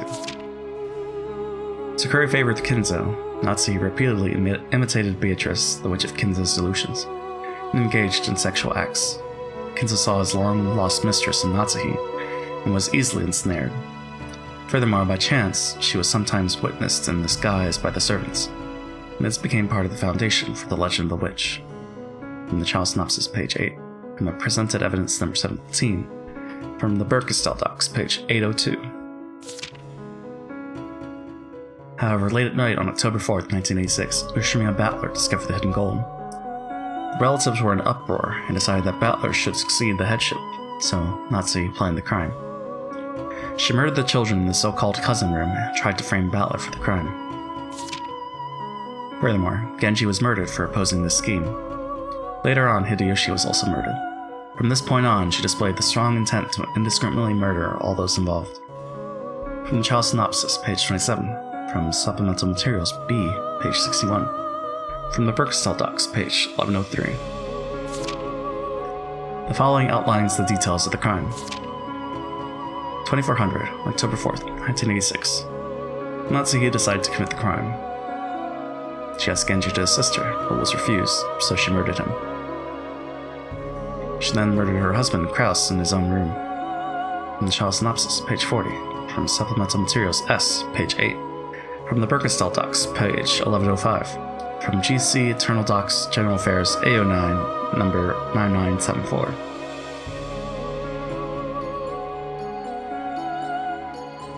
Afterwards, she went to the so-called cousin room on the second floor of the guest house, waited for Rosa to join the rest, and killed George, Jessica, Maria, and Rosa. She damaged the necks of those corpses. Afterwards, because there were people in the lounge on the first floor, she waited in an empty room on the second floor. She hid in this empty room until the people in the lounge dispersed and went to bed. From the trial synopsis, page 41. From Supplemental Materials S, page 10. From the Bernkastel Docs, page 1131. From GC Internal Docs, General Affairs A09, number 9974. The people in the lounge dispersed just after 3 a.m. Natsuhi left the empty room and escaped from the guest house. She returned to her personal room, where she met up with Kinzo, who had been hiding there. She stayed there until morning. Kinzo left the room early next morning and concealed himself somewhere near the guest house. From the trial synopsis, page 41. From Supplemental Materials S, page 29. From the Bernkastel Docs, page 1200. From GC Internal Docs, General Affairs A09, number 9974. Afterwards, Kinzo saw his chance and carried off the corpses of the 6 victims, one by one, hiding them. Unfortunately, these hidden corpses have not been found. From the trial synopsis, page 42. From Supplemental Materials S, page 37. From GC Internal Docs, General Affairs A09, number 9974. Natsuhi, who had failed in her schemes to cast suspicion on Battler, changed her plan to include the murder of all present. From the trial synopsis, page 58. From Supplemental Materials T, page 19. From the Bernkastel Docs, page 1348. From GC Internal Docs, General Affairs A09, number 9974. Predicting that one of those present would eventually want to take a rest in a private room, Natsuhi concealed herself inside a closet in one of the guest rooms. At about 1 p.m., she murdered Hideyoshi after he entered that room. From the trial synopsis, page 61. From Supplemental Materials T, page 26. From GC Internal Docs, General Affairs A09, number 9974. From the time the others became aware of the incident to the time that they carried Hideyoshi's corpse out, Natsuhi once again concealed herself in the closet. Furthermore, as proof of this, a button from Natsuhi's clothes was found in the closet.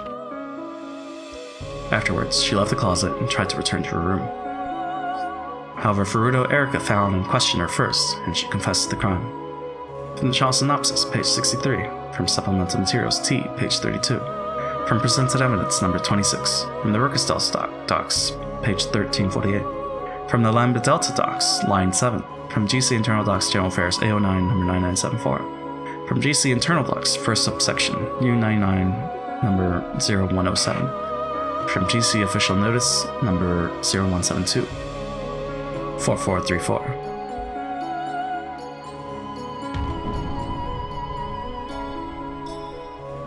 GC Official Notice Number 0172 4434. Due to the result of Illusion Trial Numbers 0147 007982 2400 October 5th, 1986, we announce that the following has been determined: that Ushimiya Natsuhi did admit to her crime. 13 months following this announcement, related docs may be perused at the Great Court Legal Office's Document Management Center, first subsection. Great Court Deputy Chief, Head Inquisitor of the Heresy, Lanner A. Knox. It's a lot of paperwork. Is that it? No? Okay. Let's all assume that I did it, okay? That's what you want me to say, right? Wah. As though she'd given up and decided that it'd be useless to try and talk her way out of this any longer. Natsuhi screamed that out. It was a sad incident. I wanted to believe that, despite the pitiable circumstances that led to her marriage into the Ushimiya family. Natsuhi just might have been able to grasp a sliver of happiness together with Uncle Kraus and Jessica. However, by Aunt Natsuhi's own doing, Uncle Kraus, and even her beloved daughter Jessica, had been heartlessly killed. It was even harder to believe that grandfather had been an accomplice and hid the corpses. However, judging by the clear testimony given by several people who knew him, grandfather's mental state for these last few years has been far from what anyone would consider normal. Perhaps possessed by a mad devotion to the mistress he had lost long ago, grandfather might truly have believed that Aunt Natsuhi was a reincarnation of Beatrice. Where's grandfather now? Like Erica had theorized, did he really believe that he could revive Beatrice by carrying out murders following the epitaph? Succumbing to Natsuhi's cajolery? Right now, is he holding some kind of disturbing ceremony with the bodies he carried away? Are you satisfied now? This is what you wanted to make me say, right? Natsuhi sobbed as she spoke. This is your revenge, isn't it? You, the man from 19 years ago. This man from 19 years ago that Aunt Natsuhi kept mentioning was supposedly someone who had caught her in some sort of trap. However, she had only mentioned that this man from 19 years ago existed. She most certainly hadn't tried to explain what had happened 19 years ago. I'm sure that man's underling is one among us here. I'm sure that right now, that man is ridiculing me through one of you. Then tell me, are you happy now? Has a bit of that pain and suffering you've endured for 19 years gone away? I finally understand. The reason you've courted me so far is because you want to make me acknowledge that, right? Natsuhi-san. Other than us, there's absolutely no one here. Please stop this insanely desperate charade, and quit pretending that someone who doesn't exist actually does. Erica laughed mockingly, but as Aunt Natsuhi looked at us, no, as she looked at some being behind us, she hung her head and shook. Then she confessed to her sin. I committed murder. So, you finally acknowledged your crime directly. No, this is not about what has happened today and yesterday. I will confess to a murder that occurred 19 years ago.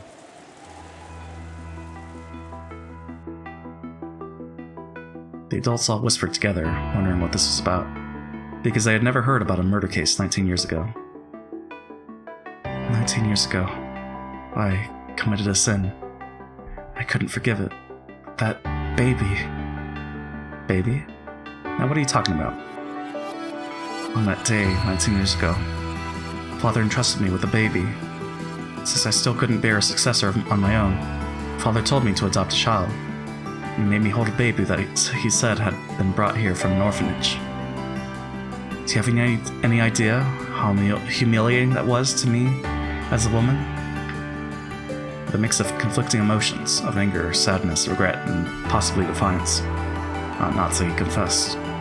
Her humiliation was as a woman when she was no longer expected to bear a child, and also the indescribably unpleasant feeling of being made to hold an unfamiliar baby caused her great sadness and rage. Before very many nights passed, it ate a hole into her heart. And then I sold my soul to demons. It happened when I went on a walk through the rose garden to the harbor, along with a servant holding that baby. I wanted to be alone. That female servant holding the baby faithfully followed me everywhere. I was unable even to tell her to stop following me, and therefore unable to escape from the child's crying. That day marked the beginning of the 19 long, headache-filled years. Then we faced the cliff from across the fence. If by taking that baby and throwing it down to the rocky beach far below me, I could undo it all. I really did listen to that demon's temptation. Then, for the smallest of moments, I thought of how wonderful it would be if I really could do that, and went near to that temptation. At that time, the servant holding the baby stepped on a large rock, twisted her ankle, and staggered. She leaned against the rough fence, and at that time, I thought I heard the fence creak loudly. I told her to look out and tried to grab her shoulder. No. I shouldn't be so vague. I'll repent. I'll confess. At that moment, I'm sure that, as I told her to look out, with both hands, I reached for that servant's shoulder. With a thud, pushed her away hard. The rough fence snapped from the base, and the servant, along with the baby held in her arms, fell down towards the rocky beach below. Even though I remember that moment vividly, for some reason I recall a vague and very strange feeling. It almost felt as though, instead of falling, two of them were silently swallowed up into empty space. So I didn't even hear the sound of them crashing to the rocky beach. No, I'm sure I heard it. Because I wanted to think that they disappeared, I must have erased that sound from my memory.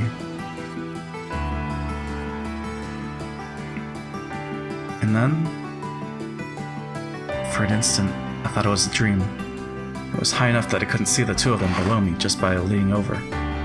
So I didn't know whether their fall, or the few seconds before that, had actually happened or not. I must have been wishing so strongly that the child would fall. I just had a daydream. Trying to make myself believe this, I hurried back to the rose garden. Then I decided to let the servant take care of the baby, choosing to take a rest alone in the garden. Then Father asked what had happened to the baby.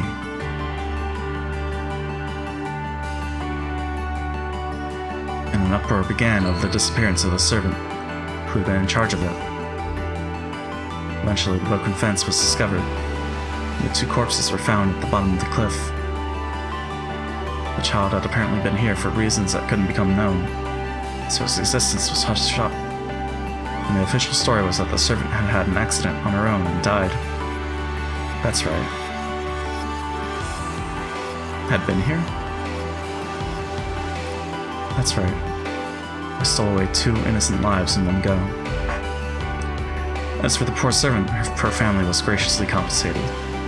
Her aged husband, who didn't know the truth, accepted this even though he grieved over the unfortunate accident. Then, just a few years ago, he died of old age, and I confessed the truth over his grave, apologizing. But until this day, I've never apologized to that baby. Yes, that's what you're after, isn't it? So right here, right now, I'll confess to my crime. I, Ushimiya Natsuhi, did 19 years ago, push you off a cliff, and try to kill you. But you didn't die, did you? You're still alive. And you still call me mother. You came to this island. You took your revenge on me, didn't you?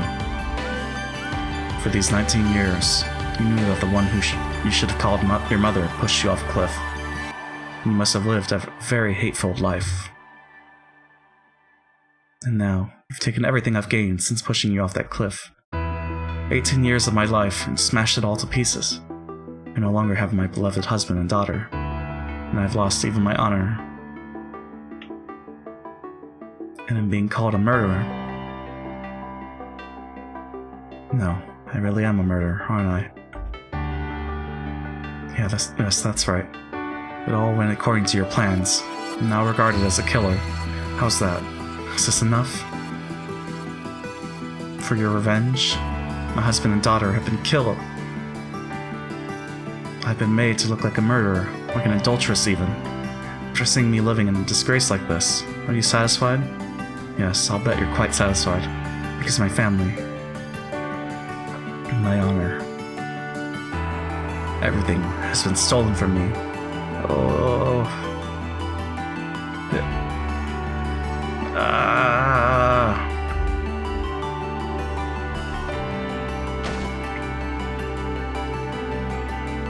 After all this, do you still claim that you're framed? Seriously, you just know when to give up. Can you hear me? You, the cursed child from 19 years ago? Are you satisfied now? You've stolen everything from me now. What else could you want? Please, just forgive me.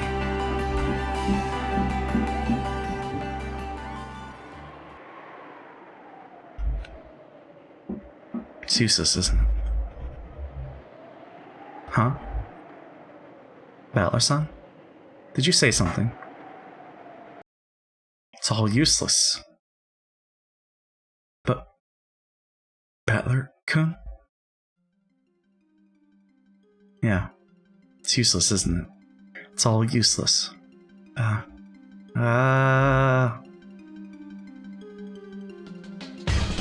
Cast? Wait, what? No. No, you can't end it like that. That's ridiculous.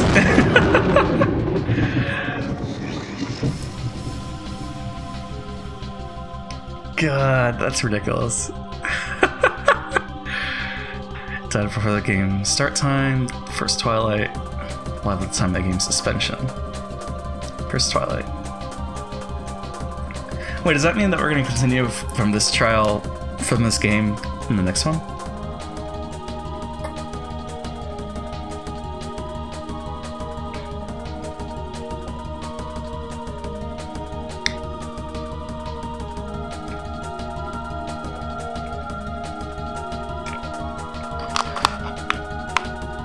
That's ridiculous. Wait, so that means, how long is that then? 11 hours, 15 hours, 16 hours? For this episode? Because this is session 4, right? I think. Well, I didn't realize how much... I thought there would be more, because it seemed like we were going to go into the second Twilights, but... I guess not.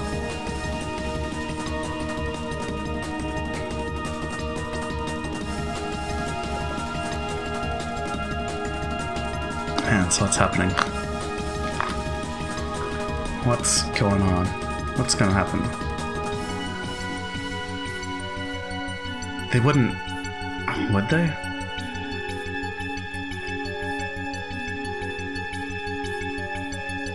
It's like they have to continue this game, right? This game board?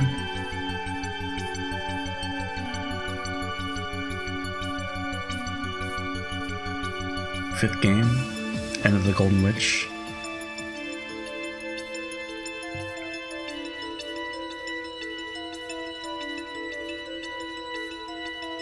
Good for Nazi for talking. Communication is key.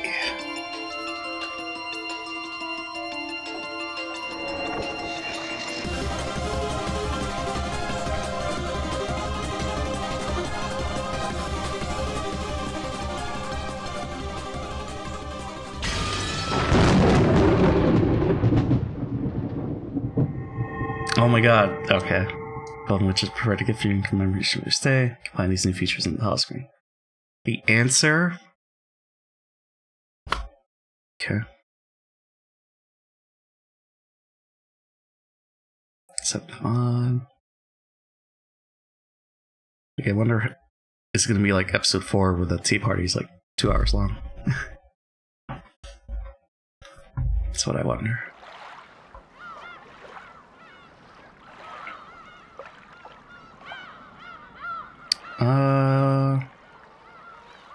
Should we do the 5-minute BRB before we continue? Because I don't know how long the tea party's gonna be. Yeah, just in case. Let's do it. Let's do the BRB. What a memento.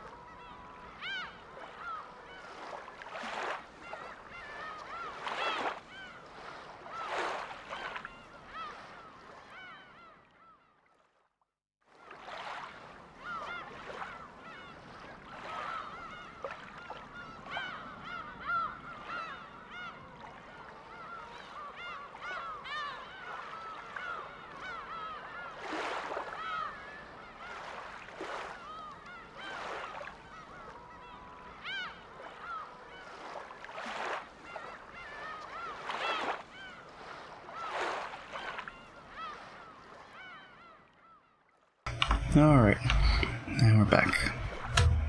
Let's start this tea party. You've done well to make it this far. Have you enjoyed your stay on Rokanjima? The Golden Witch has granted you an invitation to her tea party. We hope that you choose to attend.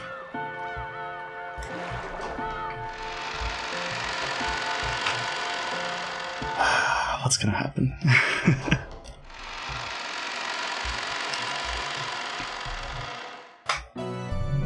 No. Erica, Lanner. Yes, my master? You called? I want you two to stay in this fragment and explain everything in the remaining 1st through 4th games. That pitiful transient witch who supports the illusion of the witch no longer exists herself. Expose the naked truth thoroughly. Giggle. Leave it to me, my master. There is no riddle that I, Furuto Erica, cannot solve. Of course. That's why you're my piece, my double. Giggle, giggle, giggle. Mercastor bore a massive and horrible smile, which Erica shared. Beatrice's illusion of the witch would disappear, and the results in all of the previous games would be painted over.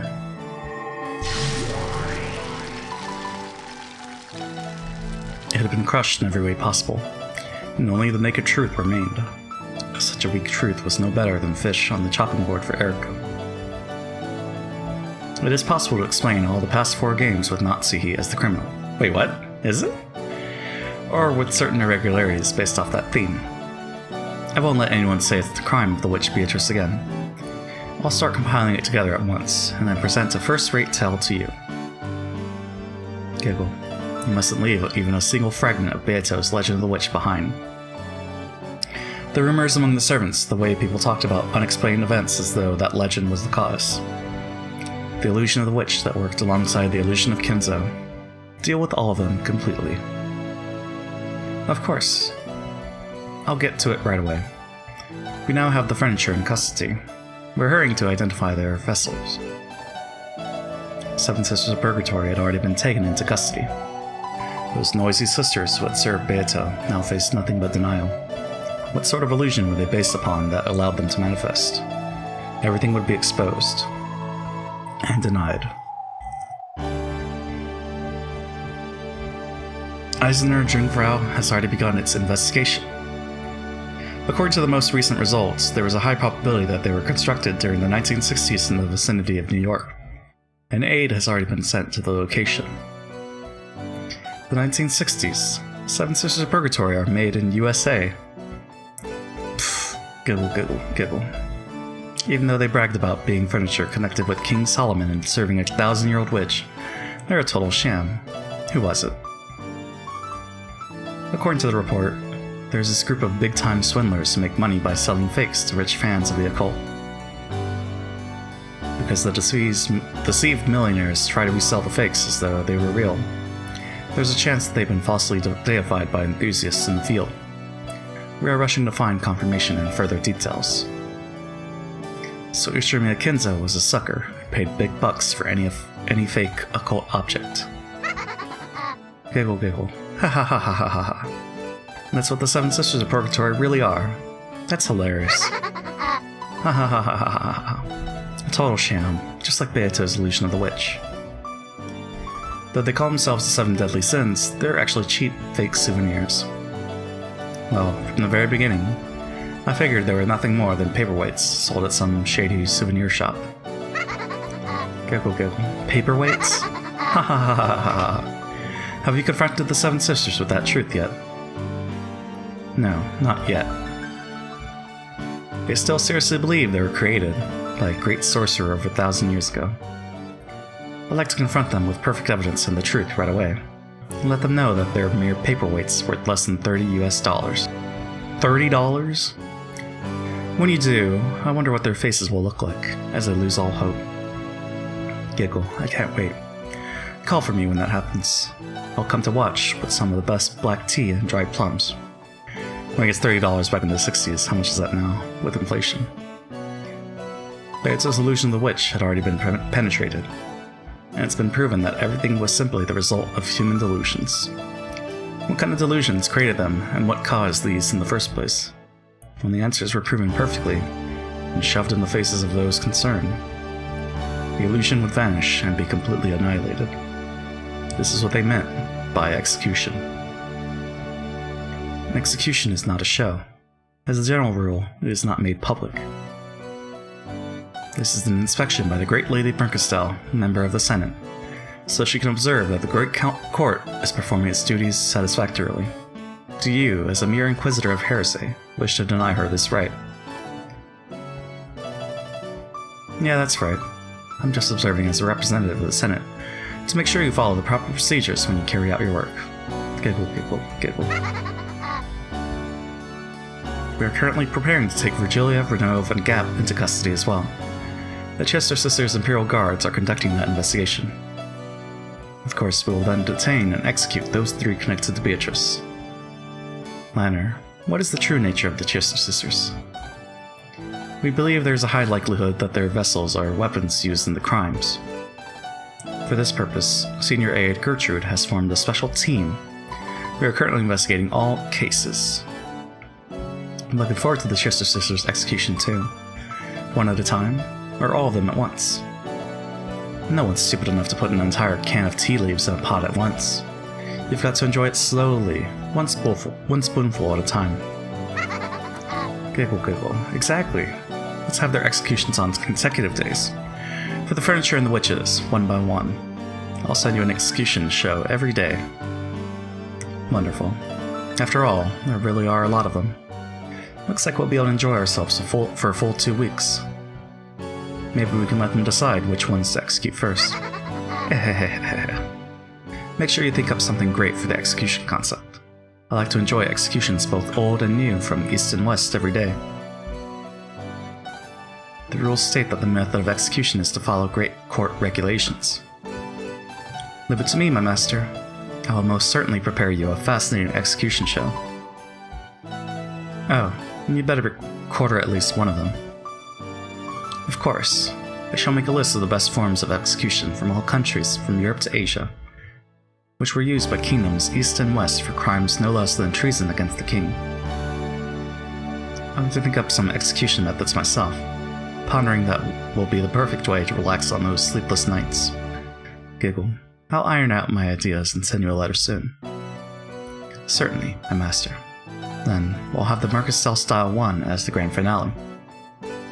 At the very, very end, when all the illusions are broken and Beato's magical compendium has been completely crushed, I shall present my master with that finest of execution that she desires, the execution of Beatrice.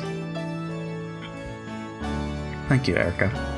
Thanks to you, it seems I'll be able to forget the pain of my illness for a little while. Giggle, giggle. Hee ha ha ha ha ha. You're just perfect. My piece, my double. And my adorable daughter. Daughter?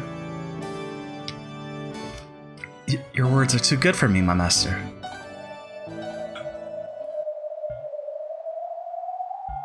Erica, I'll give you honor and a reward. And that reward is the greatest symbol of Beatrice, the portrait from the reception hall. Take that off, smash it to make firewood, bake a cake with that, and eat it. And then I'll allow you to put your portrait up in the remaining frame.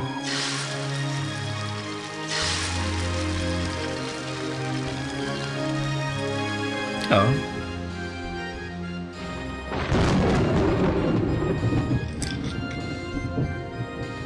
Thank you very much. It is a great honor. You will eradicate and erase Beatrice's name and all traces of her. Until that is all finished, I will order that you be made the master of this sealed-off Rakanjima. By the name of the Witch of Miracles, Brinkestell, I proclaim that you will be given the rank of Witch until that day. From now on, you will call yourself Erica, the Witch of Truth. The Witch of Truth?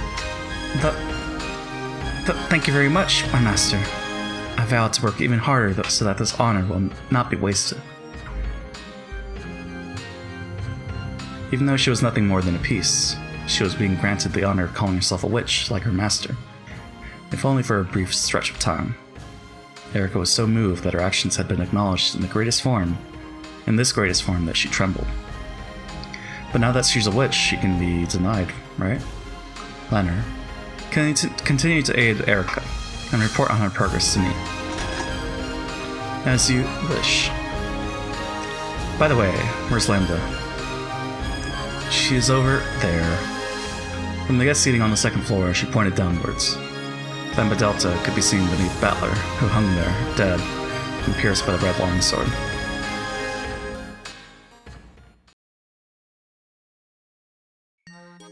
Ushirimiya Battler, you were an interesting guy, and you might have become an even more interesting, but too bad.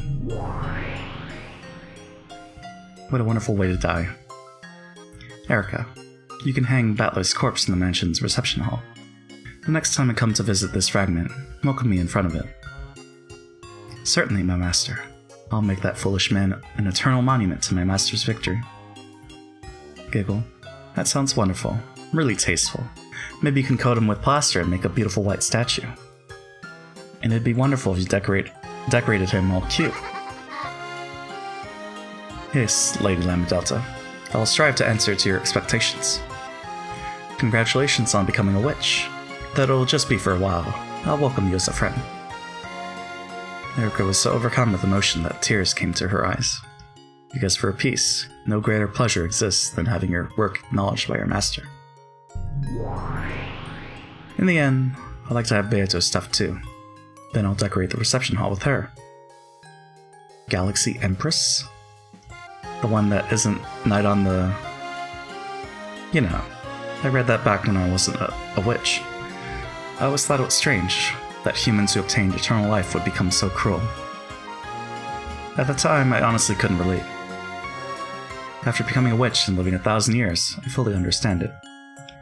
That writer could understand our cruelty really well, in the truest sense. Giggle, giggle. Where'll you go next? I'll bet we say farewell with our backs turned, right? That's because I don't want to let you get bored. Thanks, Byrne. But you can be sure I'll count up to 100 and then start searching for you again. You really don't let a person get bored. That's why I like you, love you. Let's meet again somewhere. However, we may not be reunited for another 100 or 1,000 years, if ever. That's okay. The Sea of Fragments is tiny to a pair who love each other. A third man? No, Children of Paradise, of course. If you could escape the poison of just a single evening's worth of boredom, each time you smashed one of those countless fragments that glitter like a starry night, even you would want to count the stars in the sky. Oh, not bad. Giggle, giggle. The Voyager witches travel across the countless glittering futures of possibility, and gobble them up, trying to escape their illness called boredom for as long as it can. The tiny, tiny fragment created by the human known as Beatrice had now been gobbled up by the two witches, and had lost its glitter. The two who had early called themselves rivals in front of Beato now stopped that charade and laughed together painfully. Erica, new ruler of this fragment, weave the truth and create the tale that leads up to this world's demise. The next was the 6th game, right? Yes, it's the 6th game. Decide the title for episode 6 yourself. After all, you're already the spinner of this tale, as well as the master. Thank you very much. Actually, I've already decided on one. Oh, already? Then let me hear it. What kind of title is it? Yes, episode 6. I'd really like to leave you hanging for a bit, but I'll tell you. Giggle. Come on, stop being a smartass and tell us. A newbie witch like you shouldn't be teasing your seniors.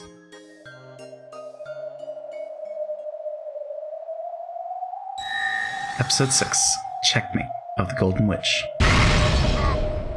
Well. Checkmate. Checkmate, okay. So now, what's gonna happen in the witches' tea party?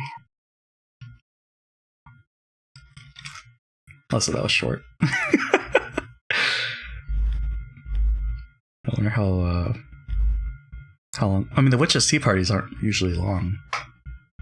Well, no, I say that, but then I think about the Angie thing, right?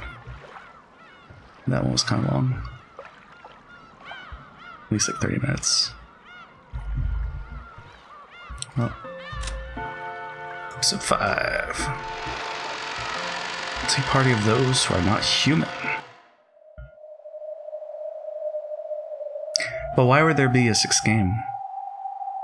Isn't it over for them?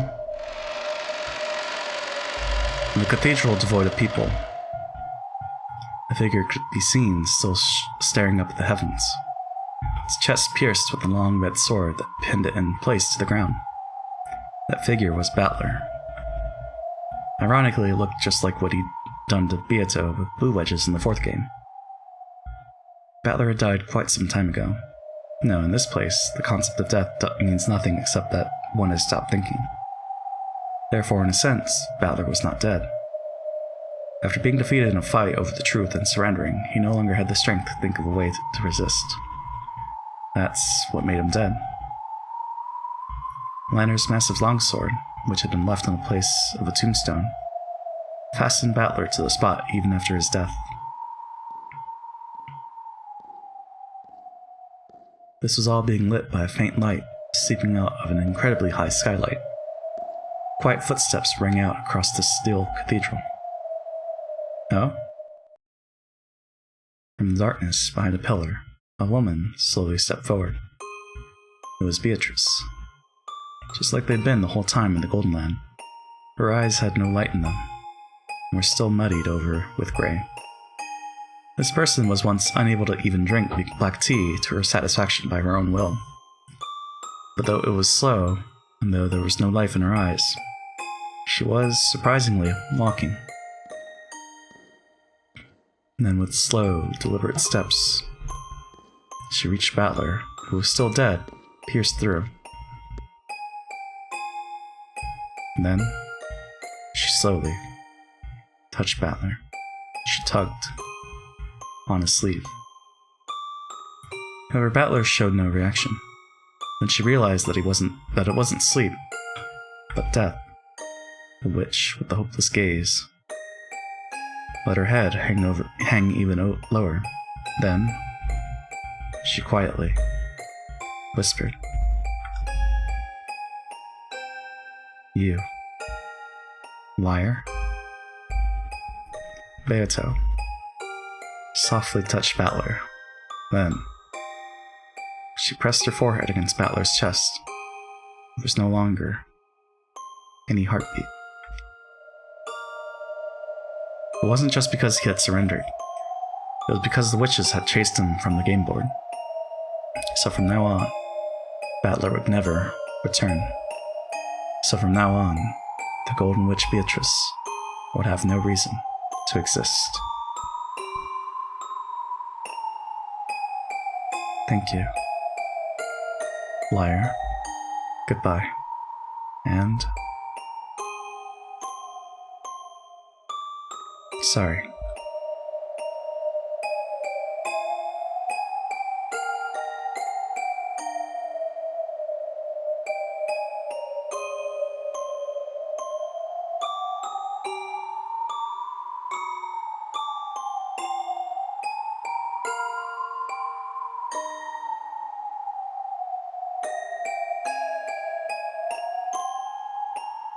And then, the Golden Witch completed her task and scattered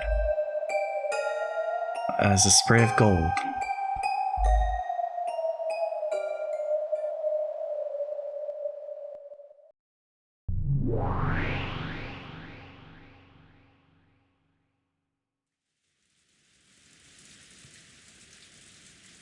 in the Golden Land. The gray rain gently continued to fall. There was a faint aroma of good black tea. Beato stared blankly at its surface. There was Virgilia continuing her knitting,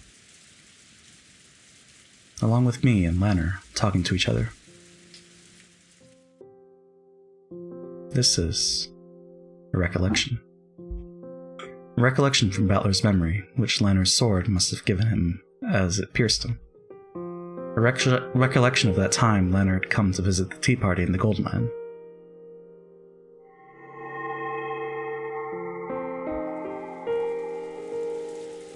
It's the same with me. The next time we cross swords, I won't hold back. Bring it on. I'll be your opponent. Come at me with all you've got. I promise. With everything I've got. Lanner, huh? I thought she was an emotionless killer doll without a heart. But maybe she actually is pretty approachable. Though of course, neither of us will show any mercy when fighting over the game board. For a while, we gazed at the rain-drenched rose garden as we quietly enjoyed our tea. Still, it really is terrifying, the way you fight. Nox's 10 Commandments, or the Decalogue, wasn't it? So that's the tips. I think we've looked at all the profiles of the characters, right? Spurted sometime after the early morning phone call from which Nazi learned that he was still alive. His corpse was not found, but his death was guaranteed by Burkestel with Red Truth. Okay. I don't think we read any of these, right? Eisener Jungfrau, one of the Repentance Enforcement Agencies supervised by the Great Court of Heaven. Its area of jurisdiction is the 7th District. It's made of 7 Inquisitors of Heresy, the first-class Archbishop Lanner at their head, and several assistant inquisitors. This body is tasked with performing heresy interrogations, carrying out executions, and sometimes bestowing redemption. However, in almost all cases, the Great Court of Heaven considers sending them only after the completion of a heresy interrogation and a tentative guilty verdict, so they are, practically speaking, no different than an execution squad. Their spectacular achievements are great in number, and they are extremely well known, even among the other agencies. Other famous enforcement agencies include the SSVD of the 8th District. It is rumored that this group's leader, Wizard Hunting Wright, also known as the 20 Wedges, is even more powerful than Lanner. Right? Wait, well, Phoenix Wright? The Red Key, a weapon for emergencies used by official Inquisitors of Heresy, belonged to Eisener Jungfrau, Lanner's primary weapon. Unlike a normal weapon, whose purpose is to cause physical damage, this special tool is known as the conceptual weapon, and it is used to deny the existence of concepts. Regardless of whether the target is physical, mental, or conceptual, it is impossible to use. Do we count it? I guess we'll count it. To use any defensive concepts such as physical barriers, mental quarantine, or conceptual inheritance to defend against this weapon. Because the concepts themselves are denied, even the concept of resisting attack does not exist, and it is impossible for the target to endure regardless of their stamina. Furthermore, all supernatural methods buying time, such as teleportation, time reversal, revivals, and inheritance, are impossible. Because the denials of concepts conform to verdict procedures dictated by the Great Court, all future concepts that disobey them will be denied automatically. In addition, when the Red Key operates within a complete barrier, all concept of evasion cannot be successful. Defense is impossible. Evasion is impossible. Buying time is impossible. This ultimate conceptual weapon is the embodiment of these 3 impossibilities. A strict investigation by the Great Court of Heaven is required for the use of the Red Key. Because of this, the very act of dispatching Lanner, who arms herself with it, is equivalent to a death sentence. In this world, Senator Lambedelta has placed restrictions on its use and power. The Blue Key, the primary weapon used by the official Inquisitors of Heresy, belonged to Eisener Jungfrau. Like the Red Key, it is a conceptual weapon, but instead of denying the existence of concepts, it is used to create self-doubt and force others to deny themselves. For this reason, it is called the Blue Key of Reflection, in contrast with the Red Key of Judgment. Unlike the Red Key, it is possible to evade and defend against. However, while the Red Key has severe restrictions regarding how it can be used, the Blue Key can be wielded with great ease and manipulated at will in all situations. Furthermore, because the shapes of conceptual weapons are themselves purely conceptual, their outward appearance differs depending on the Inquisitor using them. In Lanner's case, they appear as a long sword and a short sword, but some use them in the form of spears or guns, while others make them take shape as phenomena such as magic or miracles. The red and blue charms used by Gertrude and Cornelia are yet another shape taken by these keys. Okay.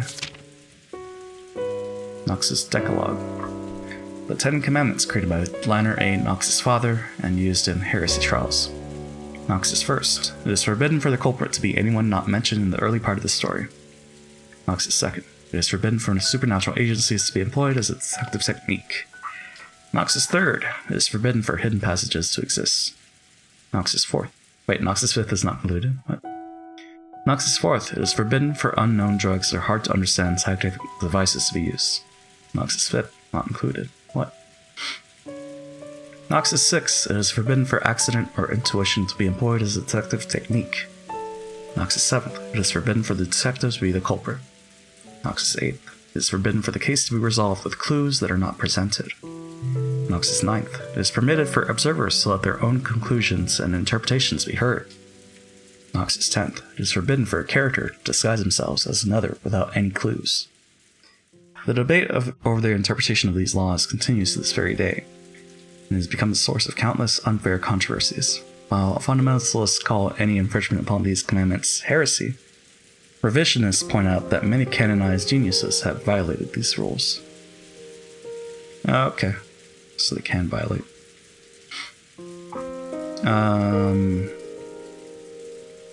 Which one was the one that I took issue with? I think it was 10 and 1. I think that was it. Okay. So it really is terrifying when we fight Noxus 10 Commandments, or the Decalogue, wasn't it? Those classic rules of the mystery genre, right? Yes. They are commandments conceived by my father. Hidden doors must not exist. That's Noxus 3rd, right? That means there's no need for detectives to even look for hidden doors. Sounds pretty ridiculous. Mercastel said it herself. She said that because they were forbidden by Noxus 3rd, even searching for hidden doors was a waste of time. I'd like to counter that by saying it probably isn't so uncommon for a rich family's mansion to have a hidden door or two built into it. But apparently that sort of rule works perfectly well in the mystery genre. By the way, there exist many wonderful mysteries in which hidden doors appear, where hidden doors are the theme. Of course, this is limited to novels which have the premise that hidden doors exist.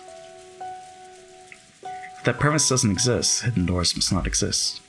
Just because that premise doesn't exist, there is no need to search for hidden doors. I think that's probably the essence of her ridiculous argument. It's like the detective trying to expose the truth, and the illusion trying to confuse it with a mixture of truth and lies. They're getting blended together into a bizarre form of argument, similar to a devil's proof. Making a closed-room murder seem to be accomplished by a witch with magic is fantasy. Exposing that it was a human's crime done with tricks is anti-fantasy. Examining all possibilities to expose the nature of those tricks is mystery. But is it also mystery to claim that possibilities with no hints supporting them are unworthy of investigation? Let's say a hidden door is hidden in a way that there would be no clues. Would claiming that a hidden door therefore exists, even though a detective couldn't find it, be anti-mystery? That's enough of that. This argument is too far of a digression from the riddles I'm actually supposed to be solving. My fight is very simple. I'm only fighting to explain how it was possible for a human to carry out these crimes that were supposedly carried out by a witch. This whole discussion about mystery and anti doesn't serve any purpose. That's why I didn't have any particular interest in regarding these rules known as the Nox Decalogue.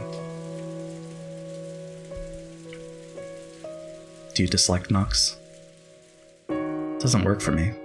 There's something strange about making it impossible to deny the existence of all hidden doors without investigating. It's about as dubious as the devil's proof. Even though it's supposed to be the exact opposite of fantasy, it somehow feels like it's the same kind of argument. I shouldn't have said that. Your dad was the one who made them, after all. Do not worry. After all, there are some who say it is nothing more than a silly game. The Decalogue feels like something very arrogant to you, right, Baldercombe? To be honest, yeah. If an actual detective said he didn't need to look for hidden doors because they must not exist, everyone would start looking around on the floor to see if some of his screws had come loose. In that case, Battler, let us say that the third commandment didn't exist. In that case, what would happen to closed-room mysteries?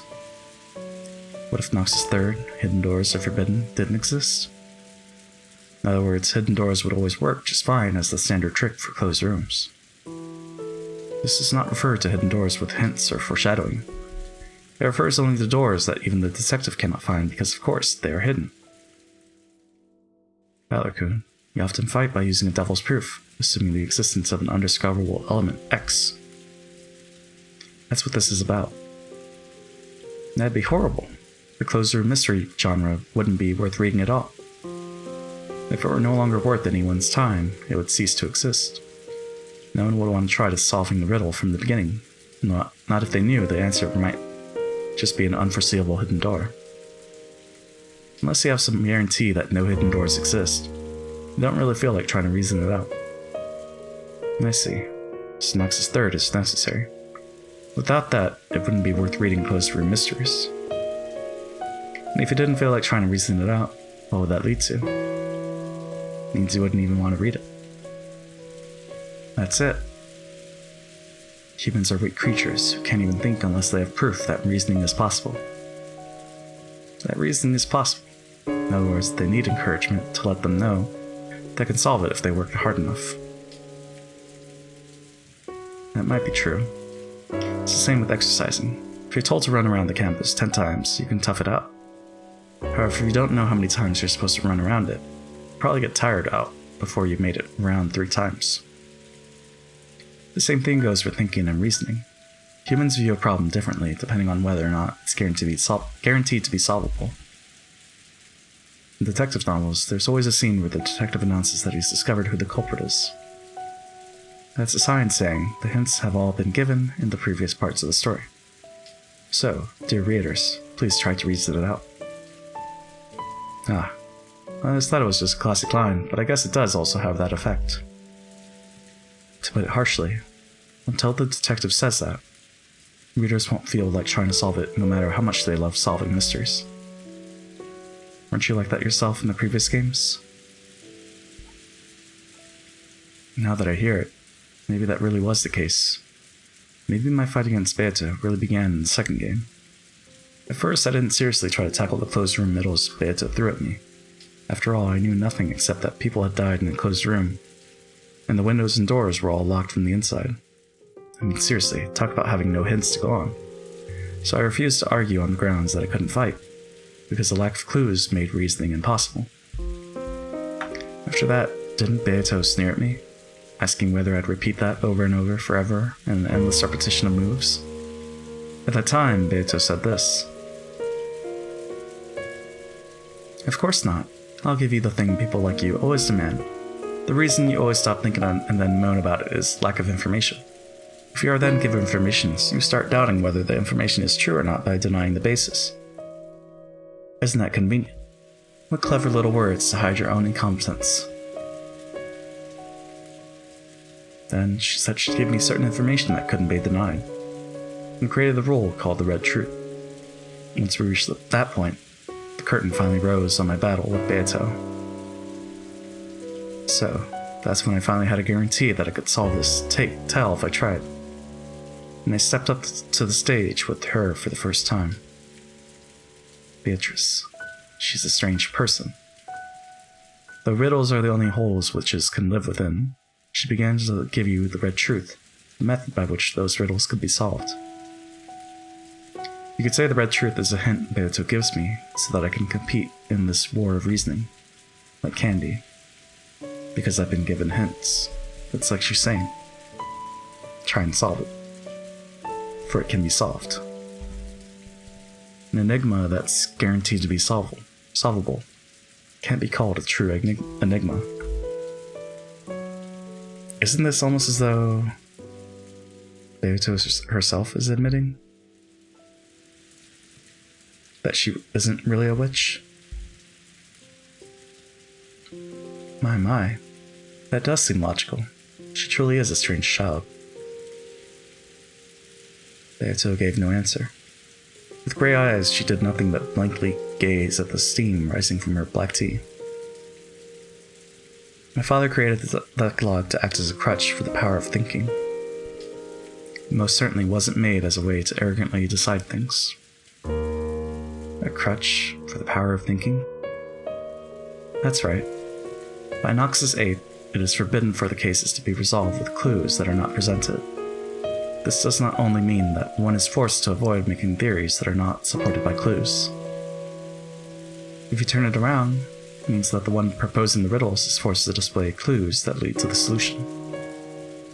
So in other words, if you follow the Decalogue, all riddles must have hints. And therefore it's guaranteed that finding the solution is possible. I see. So this is what they mean by a crutch for the power of thinking. If you can believe that it's solvable, you start wanting to have a go at those riddles. If you're capable of believing that hints do exist, you get fired up about rereading the story to search for them. I'll admit that it might have the power to give courage to those trying to solve it. You seem to think that the Nox Decalogue is a series of restrictions imposed by the one who made the mystery, but it is also vital for the readers. By using the Decalogue as a crutch, we are given the courage needed to use reasoning, as well as the willpower to reread the tale several times in search of the clues we know must be hidden there. It's like the lid of a jar of jam that's too tight and won't open. Like Mom always used to say, if you think you can't open it, then it really won't open no matter how hard you try. The same thing happens in sports. They say whether or not you have a strong image of yourself and believe you can win no matter what has a large impact on the records. In that case, the Nox Decalogue isn't really a set of arrogant and strict restrictions. You can also see it as a way to encourage readers who are trying to solve a mystery, by telling them to give it their all, since it's definitely solvable. That's an interesting way to interpret it. Still, I've heard that not all detective novels around the world follow the Decalogue all the time, right? When you bump into one of those, won't you feel tricked? Even the Decalogue is nothing more than a single interpretation, and it cannot be applied to all mystery stories. Though among fundamentalists of my father's work, it seems there are those who harshly criticize works that violate the Decalogue and call them heresy. There's no end of arguments like this in the mystery world. Was this, or that famous detective novel, really a fair mystery? In other words, one that followed Nox's Decalogue?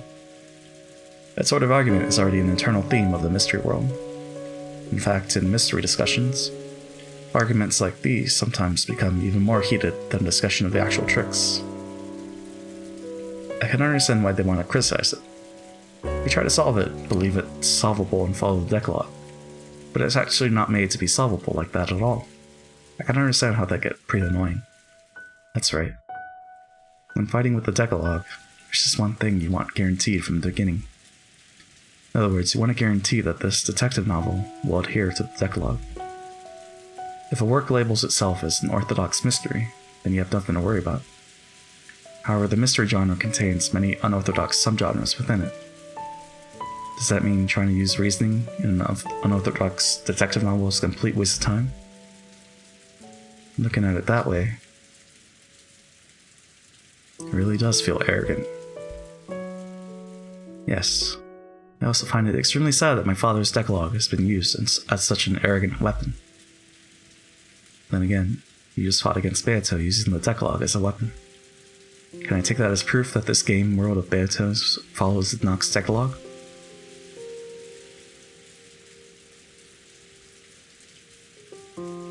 When I asked that, there was a strange silence. Virgilia, Lanner, and of course Beato all remained silent for a while, almost as though my question had touched at the core of something. That is something I cannot answer myself. Why? This is a game that this child made, a game to decide which of the two of you will win. This child has called it a confrontation between mystery and fantasy. But unfortunately, she never said it was an orthodox mystery. That means you have no guarantee that it follows the Decalogue.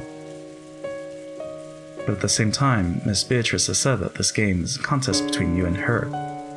In other words, there is a chance that you could win. In other words, you're trying to say that reasoning is possible?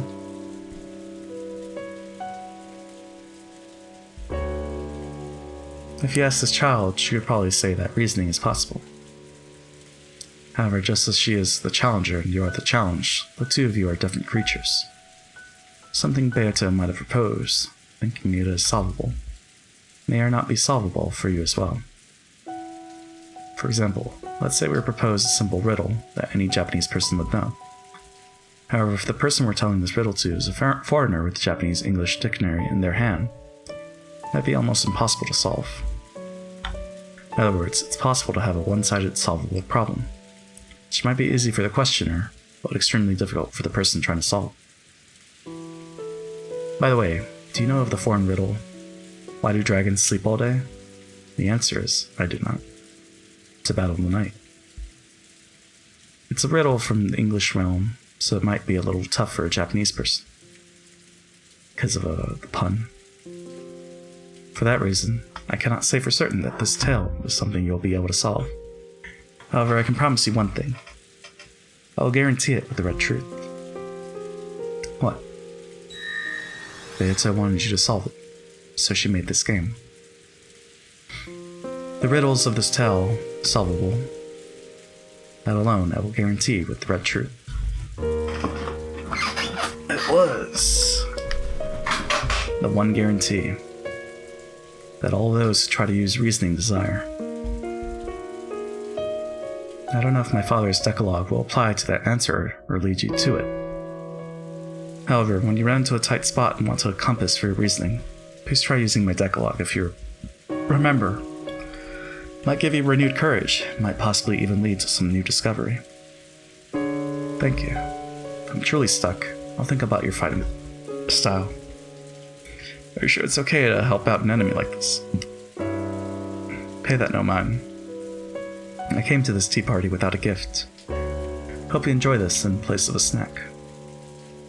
And if you come face to face with me again, there probably won't be time to speak of such things so casually.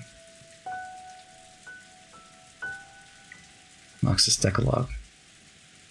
And Virgilia's Red Truth. Beata wanted me to solve it, so she made the riddles of this game solvable. In other words, Beata wants me to be capable of solving it. Isn't that proof that reasoning is possible? Of course, that's from Beata's point of view. And it doesn't necessarily mean that reasoning is possible for me. Compared to before now, I didn't even know whether reasoning was possible or not. That one line might give me a great deal of courage. At least it has the power to silence any negative thoughts about this all being useless. Unless the other party assures you that reasoning is possible, you won't do it. It's almost like love between shy young people. Love? Yes. Unless you have proof that the other person loves you first. You don't want to love them back, right? Both boys and girls want to hear someone else say they love them first. That's their dream. If they're in love, they don't want to love the other person until they're sure this person loves them back. After all, there's nothing as painful as a one-sided love. And the scars of the heart left behind last a long time. Because they are afraid of that pain. They want proof that the other person loves them first, more than anything else. I see. That's an interesting way to explain the relationship between writer and reader in a detective novel. Yeah. Maybe you could liken detective novels to that. Both the writer and the reader first want the other party to say they'll solve it, or that it can be solved. Until the writer is assured that the reader will certainly have a go at the riddle if they propose it. They don't want to write their story. The same goes with the readers. Until they are sure that they will certainly be able to solve the riddle if they try, they don't want to read the story. Because they don't want to write what they consider a masterpiece and be hurt when no one reads it. Because they don't want to reason about what they consider a masterpiece and be hurt when they realize it was all useless. By that argument, it really isn't a stretch to say it's like love between shy elementary or middle school aged kids. Even though they really do want it, they don't have the courage to reveal their feelings. So they wait uncomfortably for the other person to confess, and by the time summer ends, nothing's happened. More than that, sometimes the girl even ends up going out with an entirely different guy. That's what my first love was like, hehehe. Along with these one-sided feelings they can't express, they lament the passage of a summer that will never come again, the days of their youth end.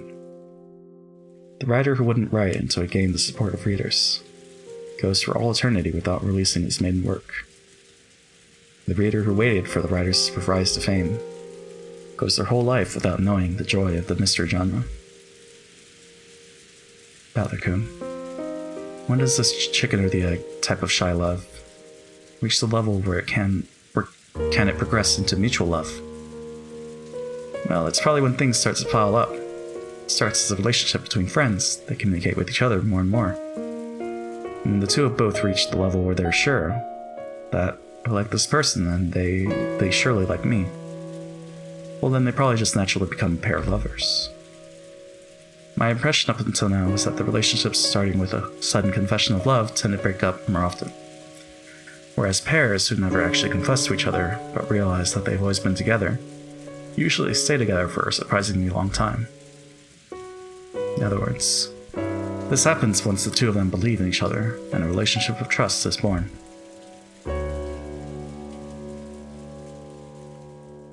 That's what you're saying.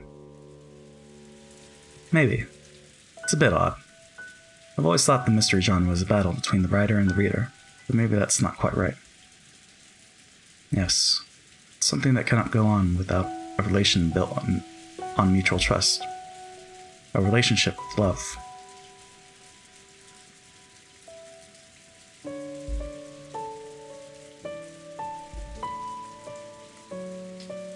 So, you're saying our relationship isn't one of killing each other, but one with love? Giggle.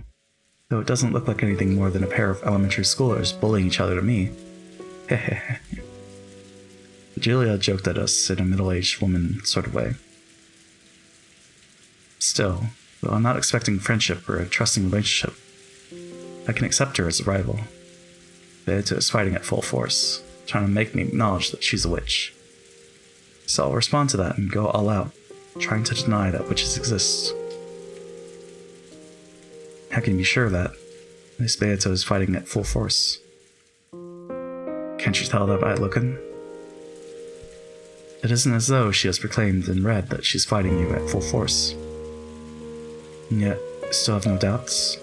You're the one who said you wouldn't believe anything except the red truth. Giggle. Surely this is at that stage Battler-kun mentioned earlier, where communication increases and you learn not to doubt your relationship. Virgilia and Blanner giggle together. One guy, multiple women. And the topic is love. Wait a sec. Isn't this the worst possible formation for getting made fun of?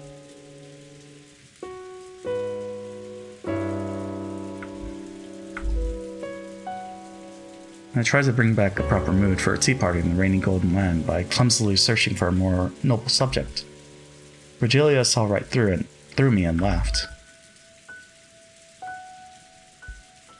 Even amidst this, Beato kept looking downwards with those grey eyes, staring into her black tea.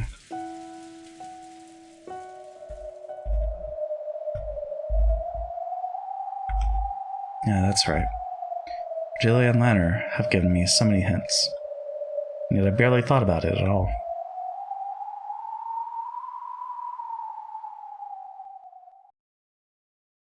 By now it's all too late. Let me think. Now that everything is too late already, I've got an endless amount of time on my hands, let me think. One more time, let me think about the red truth Virgilia gave me, and the crutch of the Decalogue that Lanner lent me. With the red truth, Virgilia guaranteed that at the very least, Beato left enough room in this tale for me to achieve victory. That red truth guarantee will once again give me the power to start my heart beating. And there's the crutch of the Decalogue, which Lanner lent me. Lanner herself warned me in the beginning that the Decalogue isn't so almighty that it can solve all riddles. However, she said something about how it could be used as a method to take on riddles. Let me try it. Though there's no guarantee that this tale is mystery or fantasy, let me believe that I'll definitely be able to solve it. That it is a solvable tale, a mystery. Let me take it on one last time.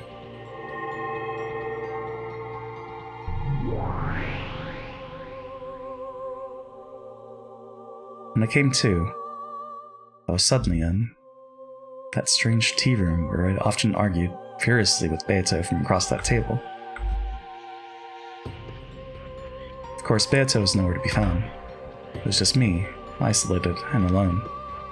That's okay. Even so, I won't stop thinking. Okay then. What were Nox's commandments again?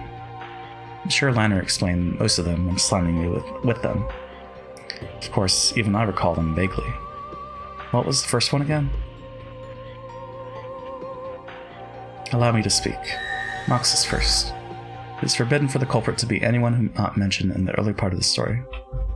And I muttered about what the first one was, as if answering my question. Lanner's subordinate appeared. Without bothering with an unnecessary hello, she told me nothing more or less than what I wanted to know. Yeah, that's it. The first. The culprit has to be one of the people mentioned in the early part of the story. In other words, the culprit must have already appeared. As early as the first game? True, that's the most basic of basics in the mystery genre. A classic assumption. Classic assumption. Have I really been keeping to that assumption? With each new game, the number of people in this tale keeps increasing. That violates the closed circle rule. By that point, everything gets screwed up. Did I give up on the inside? Thinking that the true culprit or mastermind must not have shown up yet? That reasoning was therefore useless? If I read this tale as a fantasy, new characters keep showing up, to the point where even having demon kings or gods or creators appear wouldn't be strange at all. Even if the true mastermind first appears in one of the last episodes, I'd have to accept it. However, if I read it as a mystery and stick with that conviction, then there's no need to worry at all about anyone who shows up later.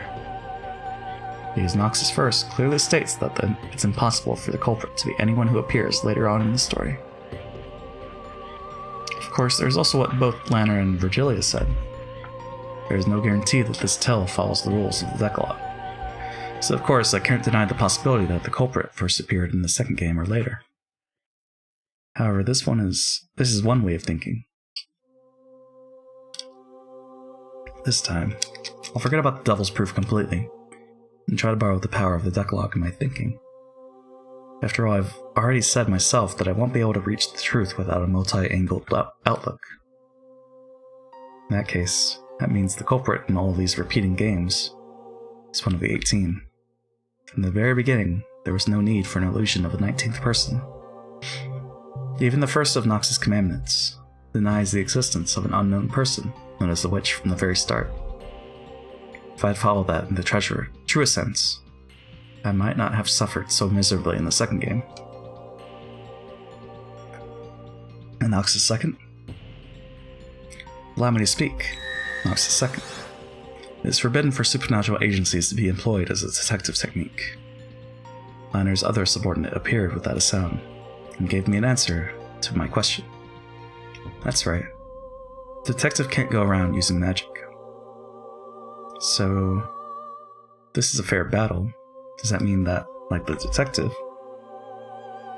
the culprit also isn't allowed to use magic? Allow me to speak. Know that you are free to interpret it as you please. Yeah, that's right. Sure, I'll interpret it my way.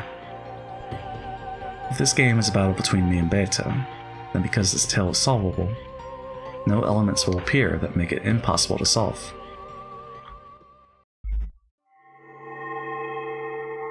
In other words, things like magic mustn't appear. When they do appear, I shouldn't suspect that the mystery element is breaking down, but I should instead question why it was shown, and suspect the witnesses and observers. That's right. That was Beato's greatest weapon in the second game. Depictions of magic, which couldn't exist in a mystery. By showing me that, she forced me to think that this tale wasn't a mystery, and therefore that reasoning was impossible. So I surrendered. However, if I had believed unshakably that it was a mystery, it would have been completely obvious to doubt the witnesses who claimed to have seen magic. Also, at the end of the first game, it was revealed that this tale was passed on to people in the future by that message bottle. Someone had written about this crime, this tale. In other words, this entire tale is a world that includes the personal opinions of an observer. Namely, the person who wrote that message in the bottle. In other words, the observer isn't God, it's a human. Therefore, there's no guarantee that this description is truly impartial. By the end of the first game, it was already clear that we'd broken the constant premise of the mystery genre, but the story itself must be seen through the eyes of God. For that reason, it's possible to doubt even the observer, as well as the witnesses. If I could have doubted this much, then no matter how many seemingly unsolvable displays of magic appeared, I wouldn't have had to blindly accept them and give up. However, that begs the question, is it even possible to solve a tale written by an observer who isn't impartial? If I get obsessed with this, all my reasoning will end here. However, I had to believe that Beato is trying to fight me through this tale, because it's a fight. That means I've been given a chance of winning. By giving me that, doesn't that mean that reasoning is possible?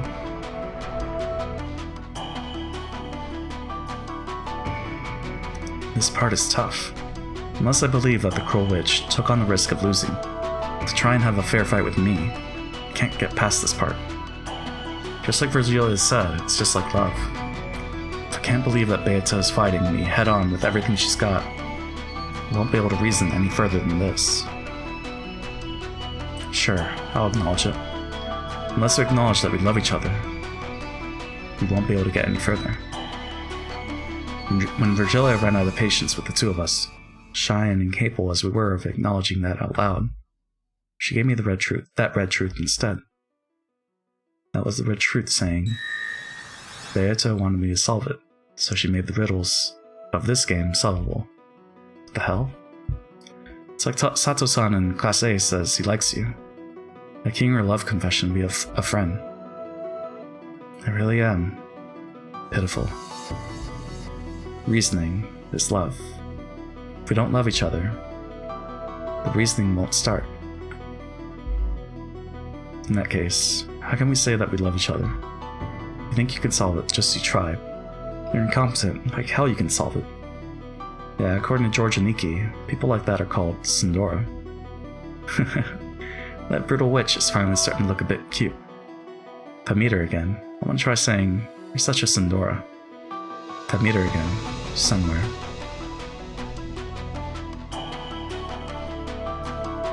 Tell me the other parts of the Decalogue. I don't care about the order. Give me something that seems useful. Allow me to speak. Noxus 8. It is forbidden for the case to be resolved with clues that are not presented. Allow me to speak. Noxus 6. It is forbidden for accident or intuition to be employed as a detective technique. It must not be solved with clues that aren't presented. It must not be solved by relying on accident or coincidence. This tale is made to be solvable. You can read this the opposite way. In other words, clues must be prepared so that the case can be solved. And it has to be made in a way that it can be solved without relying on coincidence. If I can believe that Beato is challenging me to a fair game where reasoning is possible, then I can be sure of that. In other words, Beato has already left me clues, hints, and messages in this tale. It isn't from the Decalogue, but Erica, or someone said this. There are 3 riddles to be exposed in a mystery. One is the whodunit, who is the culprit. One is the howdunit, how did they commit the crime. One is the whydunit, why did they commit the crime. All this means that clues related to these 3 riddles are already present inside this tale. No, strictly speaking, it's like this. Because she wanted me to solve these 3 riddles, Beato scattered the hints about, though whether I'm capable of catching those or not is another matter. Even if you think a riddle we propose is easy, it might be difficult for the person trying to solve it. In that case, it's only natural that there'll be a difference in how difficult each person finds it. Therefore, as Beato goes through each successive game, she watches me closely, and tweaks the game as needed to get a good arrangement.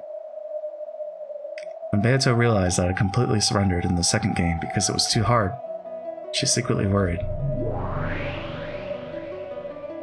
If I surrendered and lost the will to fight, the game would no longer remain on an even footing. Therefore, in order to make me regain my will to fight, From the third game onwards, she set things up in a way that made it easier for me, giving me tips on how to fight and a few hints. Virgilia and Renove obviously appeared so that they could help me.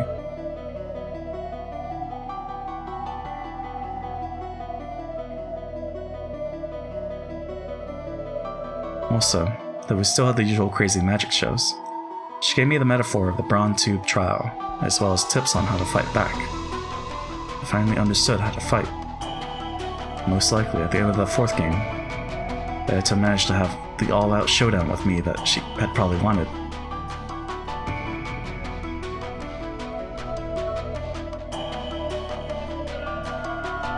And then Beata acknowledged that my abilities had become full-fledged, and entrusted me with her heart. Entrusted me with explaining this tale, didn't she?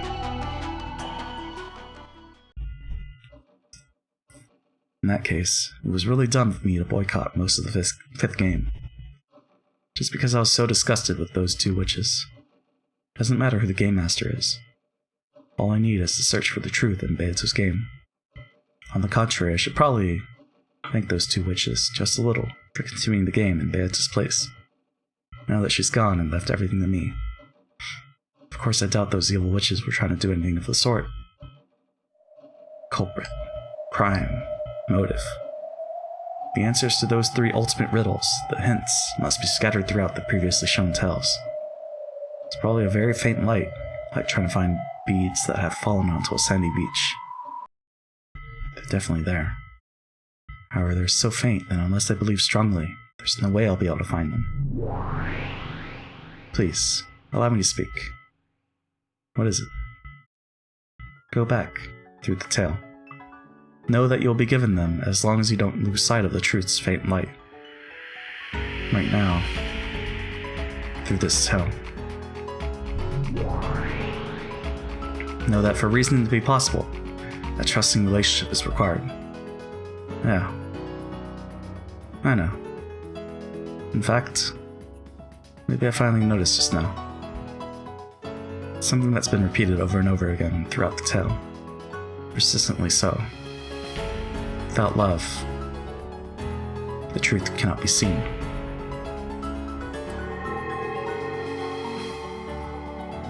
Slowly, the tea room dissolved into darkness. Then, as though I was slowly sinking into a pitch-black sea, I passed through the crevice of the long journey I'd taken with Beata. I kept on falling and falling. It was a bizarre experience, like crossing over the boundary of sleep while I was still conscious.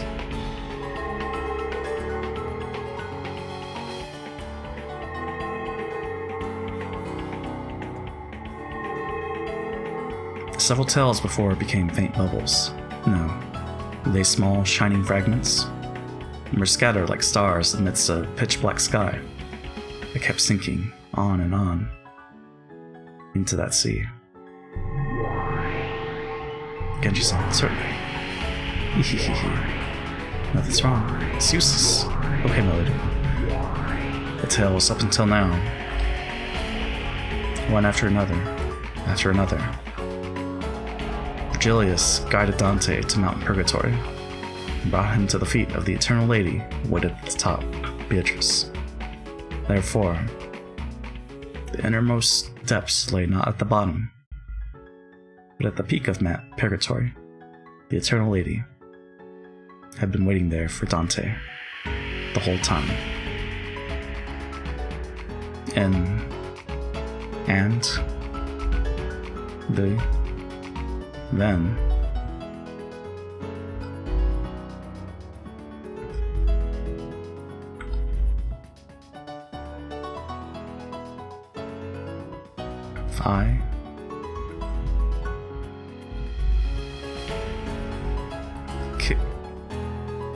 then I knew.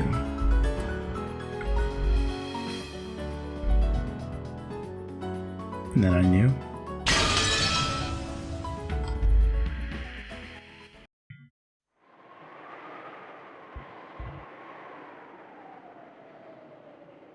I finally reached the truth. To the depths, no. To the peak of Mount Purgatory. Idiot. You really are an idiot. Ah. Wow. That hurts. He woke from the sleep of death. And bit by bit, a sense of pain came back to him. On Battler's face, which still looked up at the heavens as he hung there pierced by the longsword, a suffering and alive expression gradually returned. You really are an idiot. A huge idiot, Battler noticed. This whole time, Beato had been snuggling up against him, sleeping, and when he held her, he knew that it was not Beato, but her crumbling remains.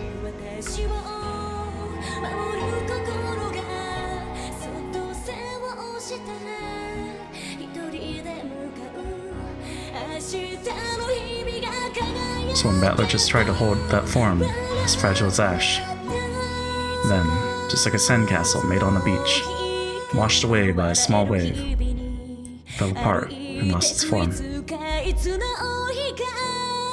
At Battler's feet lay nothing but the ragged remnants of Beato's dress and a pile of ash. Now, on top of that pile of ash, you could see something sparkling gold. It was the husk of a single gold butterfly, which had been torn to bits. And so Battler knew, I've definitely reached the truth. However, I wasn't able to do it, while Beato still remained in this world. Beato, you really are an idiot. I finally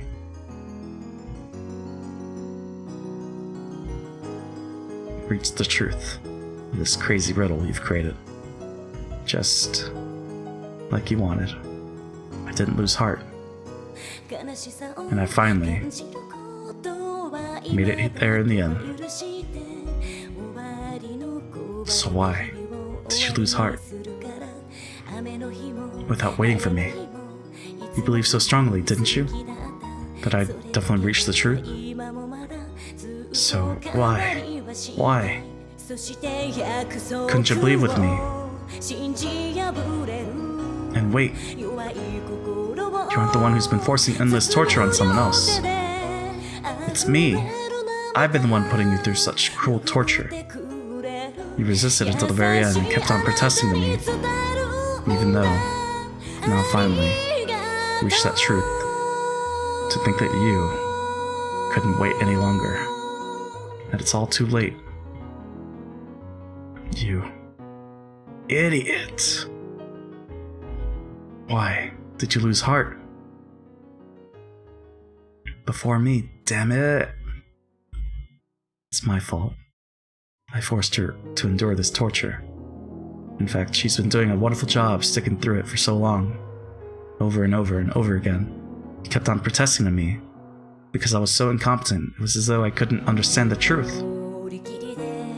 Idiot. Idiot. Your riddles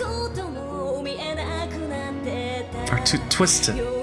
Why couldn't you say it more simply? Idiot! Ah! A scream of pain filled the sad cathedral. The sad witch wasn't able to communicate the truth to Battler. The sad man who wasn't able to understand the witch's truth. Battler's howl of anger and sadness rang out for that pair.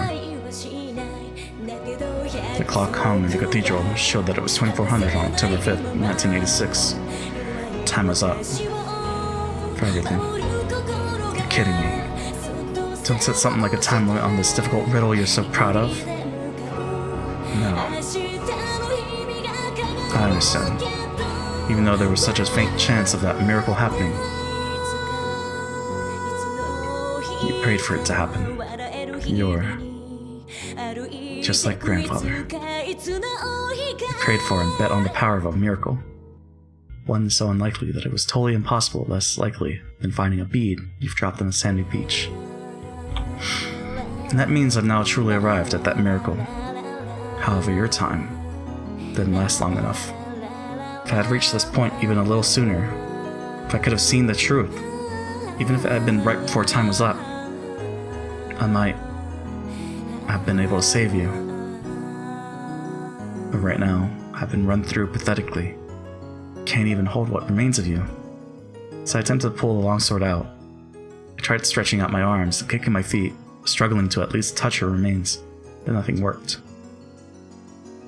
Shit! Damn it! At that time, I noticed a golden glint on the palm of my hand. It was a single wing from a gold butterfly. That small fragment of gold was the only piece of Beato that I was permitted to touch. I cried with all my strength, gripped that fragment, and pressed it against my head, apologizing. Why couldn't I reach the truth earlier? When I pressed it to my chest, promising that even now, I would never again lose the truth. When I pressed my hand against my chest, the sword piercing my chest cut my wrist and blood dribbled out. That blood spread throughout my fist, and it must have soaked that gold fragment with my red blood. It must have been the only way of telling her that I found the truth she'd wanted me to know about. I clutched the wing of the gold butterfly with my freshly bleeding hand and pressed it against the red sword that pierced me.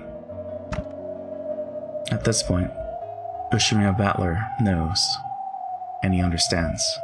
He's found. This tells everything. Yeah, but I don't know.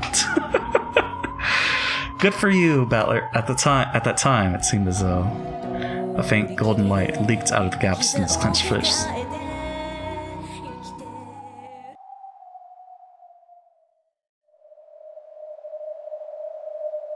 The two witches had their backs turned, and Eriko was laughing at Battler's corpse. It really is pathetic, Battler-san. I'll make your foolishness into a statue then for all eternity. Huh? At that time, Battler's chest, no, the red longsword that pierced Battler, began to sparkle gold from deep within his chest.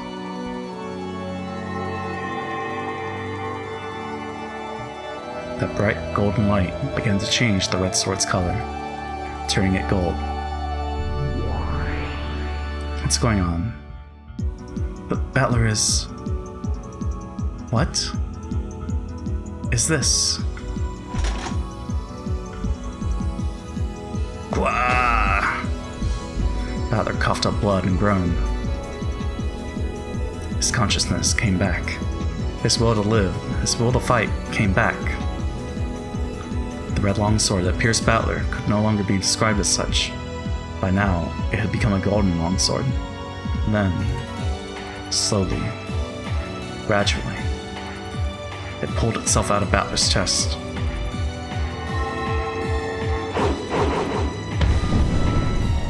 It finally pulled itself free and started dancing through the air, and stood up in front of Battler's eyes as though it knew who its master was. Battler, crawling on the floor and moaning, grabbed the golden longsword, and though it looked painful, he slowly rose to his feet once again.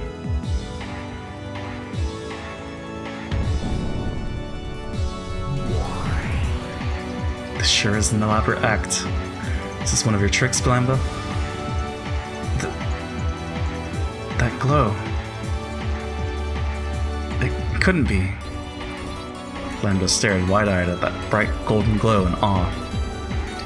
When she noticed that Battler's resurrection wasn't part of a script Lambda had thought up, Burn also frowned slightly. Sorry, retrials will not be permitted. Tester Sisters, eliminate this resurrection illusion. Understood. 45, 410, firing permission granted.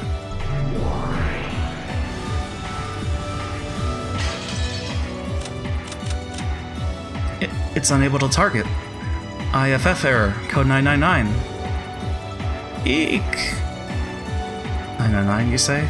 Impossible. The Jester Sisters hesitated, unable to carry out Birkenstell's orders. Lambda, what kind of farce is this? The illusion of the witch has been completely destroyed, and the trial ended with our victory. Sorry, Byrne. You'll have to stick around a bit longer. Isn't that right? Assure me a battler. Yeah. Sorry to keep you waiting, Erica. Birkenstell. Now it's time for my truth. Request for a retrial accepted. The Assembly of Witches retracts the adjournment of the Court of Illusions. Objection. The trial has already been concluded, and the results have been announced. Objection overruled. All verdicts are overshadowed by new truths. Objection. Not only has Battler been banished as a player, he also doesn't hold the rank of Witch. He isn't qualified to call for an appeal. Objection overruled. He already does have that. By the name of Lambda Delta, Witch of Certainty, I acknowledge it. You assure me of Battler. I acknowledge you as the new Golden Witch. No, as the new Endless Sorcerer, Ushiromiya Battler. What did you say? But Battler got the rank of a witch?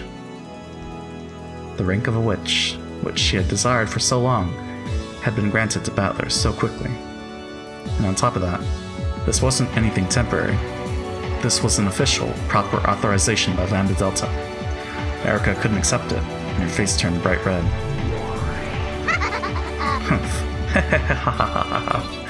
Looks like that kids game really will keep us entertained until the very end. Sure, I'll play along. Erica, you handle this. The red truth you've created with me is perfect. The construction of truth that makes Natsuki the culprit is perfect. Battler certainly won't be able to break it. Of course, my master. There's no need to worry at all. Anyway, Chester Sisters, my master ordered you to fire, right? How long is it going to take you to carry that order out? Error code 999. An access code is required to target the Territory Lord. Yeah. I told you you'd do it. Yeah. Territory Lord? Who is? Who controls this fragment? I do. Territory Lord. You don't mean... Battler is... Yes. Ushiromiya Battler has been authorized as the official Territory Lord of this fragment. Yes, that's right. So, you still don't understand? You don't know what that gold sparkle signifies? He's reached it. Battler has. He's made his way to the innermost depths of all truths. He's a Super Saiyan.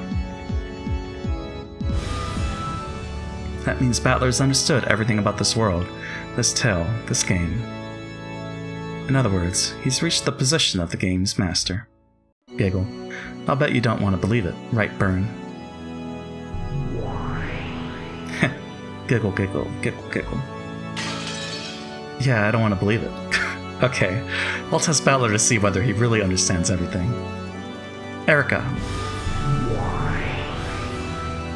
Too bad, Erica. Just when you were finally appointed as the Territory Lord of this fragment, you've been deprived of that title. The new Territory Lord of this fragment is Ushiromiya Battler. Giggle. Is it awful? Hey, don't you feel just awful? How's it feel to be deprived of that title just when you've finally gotten it? How's it feel?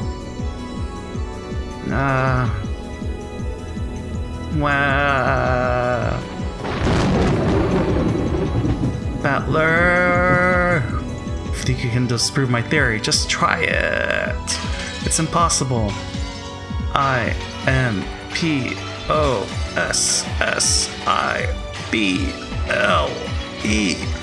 Impossible!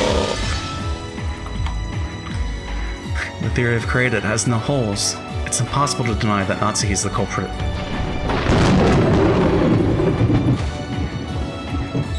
I can construct a theory with someone other than Natsuki as the culprit. Maybe that your truth is impossible to disprove. If so, that means your truth won't be able to deny my new truth either. Battler spoke with red truth, allowed him by his status as a sorcerer. A culprit other than Natsuhi? Ha! How's that? Lanner? Let's see where this delusion of Battler-san's takes us.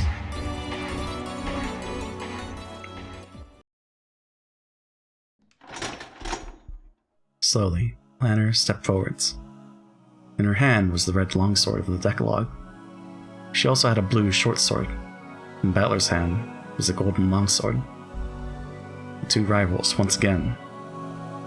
No, for the first time. They truly confront each other. Battler, I've been waiting. Sorry to keep you. You did not. Your return was sooner than I anticipated. Kill him. Lanner A. Nox! Lanner's form disappeared in an instant, as though her slow, dignified movements from before were only a lie. The curve drawn by the longsword of red truth burned itself into the retinas of those who saw it. Before anyone had enough time to follow that curve, it was already approaching Battler's chest. Lady Erica's reasoning has solved the fifth game. No new facts exist that overturn the truth created by this reasoning. It's possible to show a different truth by using a different interpretation. When multiple truths exist in parallel, the authenticity of both is questioned. In this closed-off world, it's possible for differing truths to exist at the same time. Furthermore, as long as multiple truth exists, it's impossible to claim that any of the truths are the single truth. In other words, even if I can't overturn Erica's reasoning by questioning its credibility and conquering it, I can defeat it. Burns' reasoning is perfect. I won't be able to overturn it easily. But still, if you can present a theory on par with Burns, the fight will come down to a verdict. That means either one of the truths might be defeated and denied.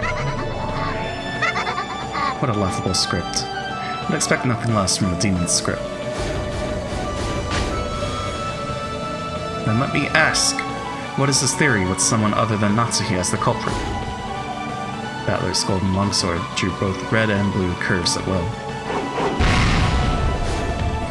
It's possible to construct it using the revenge of the baby from 19 years ago, the one from Aunt Natsuhi's confession. Noxus first. It is forbidden for the culprit to be anyone not mentioned in the early part of the story. The person first introduced in the fifth game cannot be named as the culprit. What if the baby from 19 years ago was among us since the very beginning? For example, what if it was me?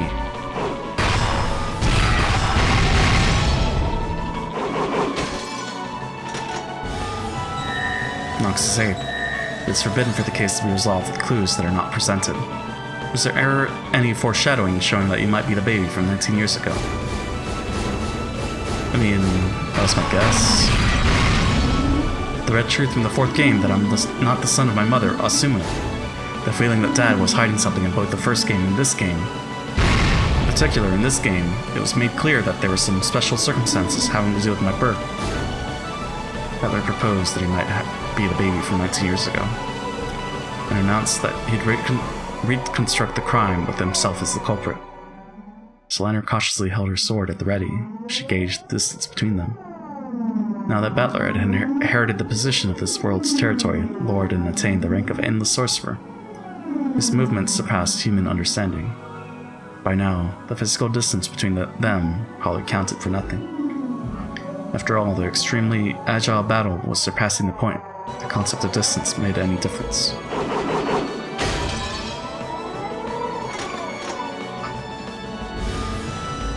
A good start. Let us hear your theory with Battler as the culprit. Now I'll let you hear it. I'll prove that this explanation also works, and that you can't be certain Aunt Natsuhi is the culprit.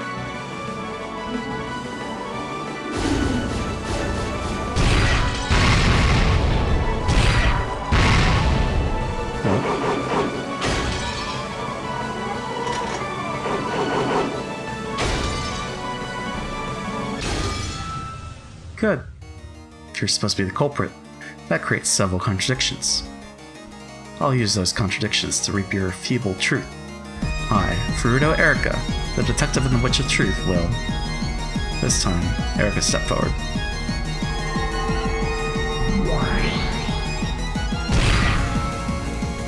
Oh? In her hand, there appeared a scythe like one a Grim Reaper might hold. A ruthless scythe for reaping everything that threatened her theory.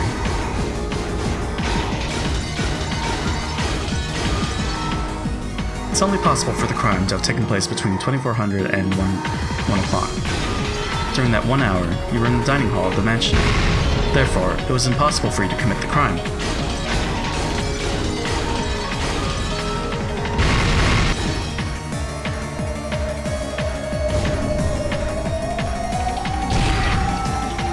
It has not been specified that the time of death was between 24 and 1.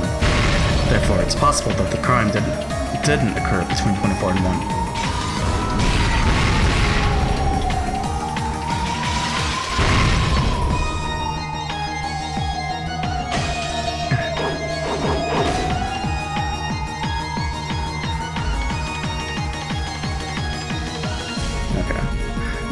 There's a restriction on any murders in the cousin room.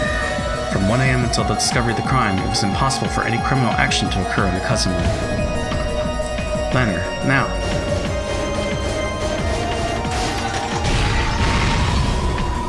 Noxus 8. It is forbidden for the case to be resolved with clues that are not presented. If the crime actually was carried out in the cousin room, clues must have been shown. Because clues were not given to the detective, Lady Erica, who was on the watch for any abnormalities inside that room until morning. Such a crime is impossible. By the time of the crime's discovery, you mean the point at which I let out a scream and let everyone gather there. Even if it was impossible to kill them before that point, it was possible to kill them afterwards. The battler used a blue flash to deflect both the red truths that Erica and Lanner had flung at him. Erica's eyes went wide. After all, what he had said was completely absurd. At that time, they still hadn't been killed? Even though corpses with their necks sliced open were laying right there? The death of the four in the cousin room has been proclaimed with the red text. Are you trying to use the illusion of the witch? Are you trying to resurrect George and the others using the concept of magic, even though they were dead at the time? I see. Since you believe they were dead by that point, it probably looks as though the dead have been brought back to life to you. So this might look like magic in your eyes. In that case, I won't be the one to take the next shot at you. Fool! How often do I have to say it? The deaths of the four people in the cousin room have been proclaimed with the red truth. Furthermore, those corpses were witnessed by a large number of people. Furthermore, it's already been proclaimed in red that no examination of any corpses would lead to a mistaken result. Take that, dead people.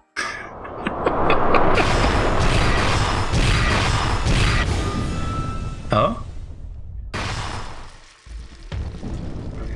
When was that red truth made? Have you forgotten this? The fierce shower of red was blocked by a magical barrier set up by Renove, who suddenly appeared right in front of Battler. Now that Beata was gone, the demons shouldn't have been able to manifest themselves in the real world. However, he existed here, and calmly dealt with Erica's attack. You, Renove! How did you get here? Well, who cares? This all works out nicely. Now there's no need to go looking for you. I'll capture you here and deny your existence too. I'll leave it to you. Teach her that you can't control everything with a single arrogant truth. Yes, Your Majesty. Well then, allow me to be your opponent for a bit. What are you saying, miss? In that case, when do you claim the Red Truth Proclamation happened? Are you saying you can pinpoint that? You can't pinpoint it, so you can't deny that the Death Proclamation was made at the time of the crime's discovery.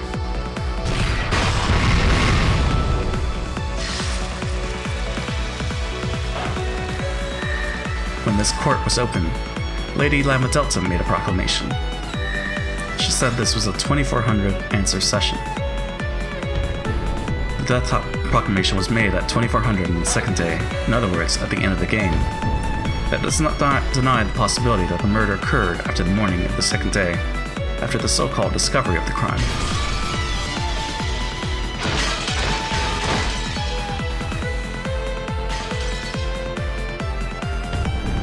Then, you're saying that the victims were alive at that time, even though their necks were sliced open? Did you see that yourself, Mrs. Hector? True, our current understanding is that no corpse will lead to a mistaken examination, no matter who performs it. But no rule named so far has prevented something other than a corpse from being called a corpse. Erica swung her sight recklessly, but Renaud blocked everything with elegant gestures made with the shield on one of his hands. So at that point in time, no one was dead? There weren't even wounds on the necks? In that case, why did Battler scream? Better watch your feet, little girl. Ushirima Kenzo is already dead at the starting time for all games. Huh? Ah! A pitch black hole opened beneath Erica's feet and swallowed her up. She could probably see through to the other side of the hole. It was the same thing you'd see if you looked down out of the skylight on the ceiling of this cathedral. Leah! Yes, Virgilia could already be seen in midair inside the cathedral. As Erica fell from the heavens, Virgilia was right below her and caught her on the end of a divine spear that sparkled blue. Shouldn't you rethink your reasoning? Kenzo doesn't exist. Therefore, the way for the bodies to disappear in your theory is a failure. Correct. Unless someone other than Kenzo makes the corpses disappear, your theory fails. Gah.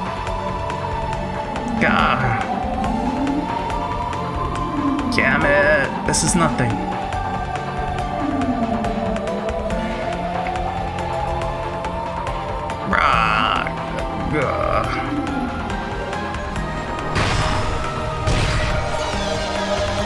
Virgilia's blue divine spirit skewered and pinned Erica in midair. Erica struggled, filled with hatred, but she couldn't get it out easily. Then, all around her, several small, fast things clanged off the walls and enveloped her. Then 7 people manifested themselves at once. We are the 7 Sisters of Purgatory. Know this, foe of our master. You, lowly paperweights. After George's death, his corpse was never moved. After Jessica's death, her corpse was never moved. After Maria's death, her corpse was never moved. After Rose's death, her corpse was never moved. After Genji's death, his corpse was never moved. After Krause's death, his corpse was never moved. Therefore, the corpses couldn't have vanished after being discovered. Your theory about Kenzo carrying the corpses away fails.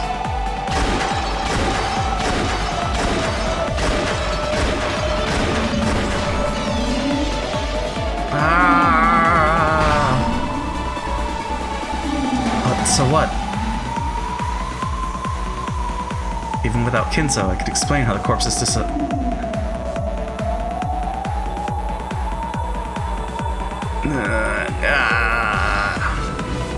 I, Furuto Erica, have to revise my theory. I do? The detective does? Erica is probably capable of escaping this, even with Kenzo's existence denied, by making only a small revision to her theory. However, to her, having to revise the theory she had already created was extremely humiliating. Looks like you toyed around with your plan too much in order to corner Natsuki like that.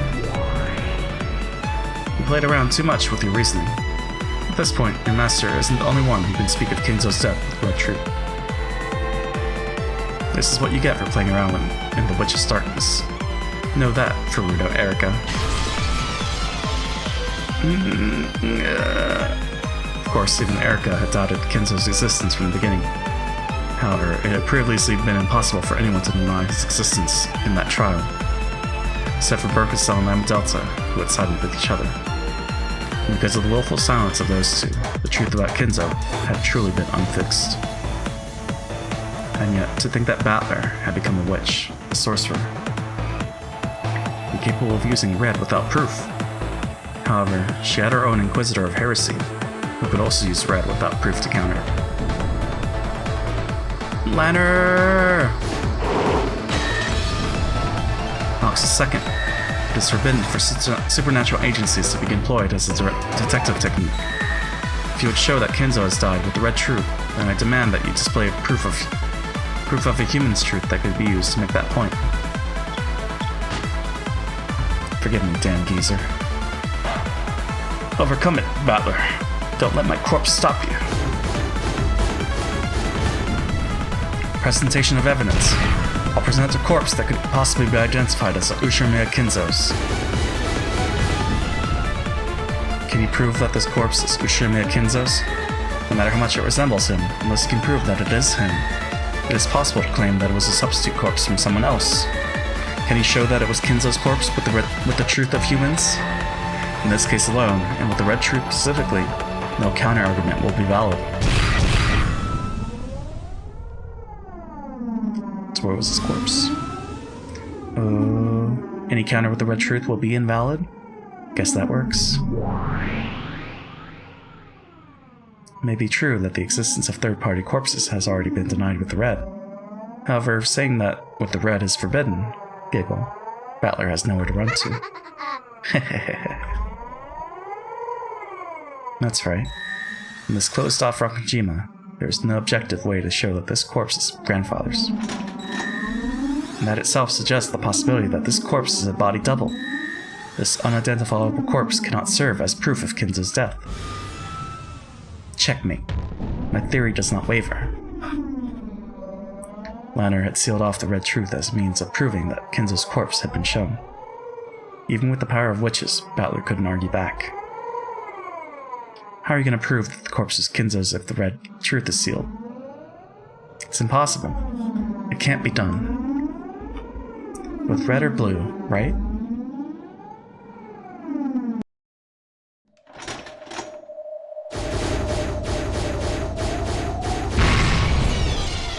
I guarantee that this corpse is Ushirimiya Kinzo's corpse. Oh? Then, when Lanner met with Battler's golden flash, she was unable to fully block it with either her red longsword or her blue shortsword, and she was blown backwards into empty space. It was a direct hit, without any miscalculation. Though she had always seemed as firm as a small giant before now, she was finally blasted away and slammed against the wall as though she was the slender girl she appeared to be. Lanner, what are you? Splendid gold truth. It is valid. Gold truth? The golden longsword, which had been drawing red and blue trails before now, finally drew a curve that retained its divine golden color. The truth it showed was neither red nor blue. It was gold truth. What is that? Lambda, does this follow the rules? Yes. Gold truth valid. The gold truth can only be used by the territory lord of this world. No, only by the game master himself. What did you say? Gold truth. A divine truth woven in a different fashion than the red truth. Its strength is on par with the red truth. It may sometimes be inferior, but it is sometimes superior. That glitter is proof that Battler-kun truly understands Beato. I've shown it. I've shown that the corpse is grandfather's. Yes, gold truth accepted. Unless Lady Erica's theory undergoes some revision, it'll be destroyed. What the?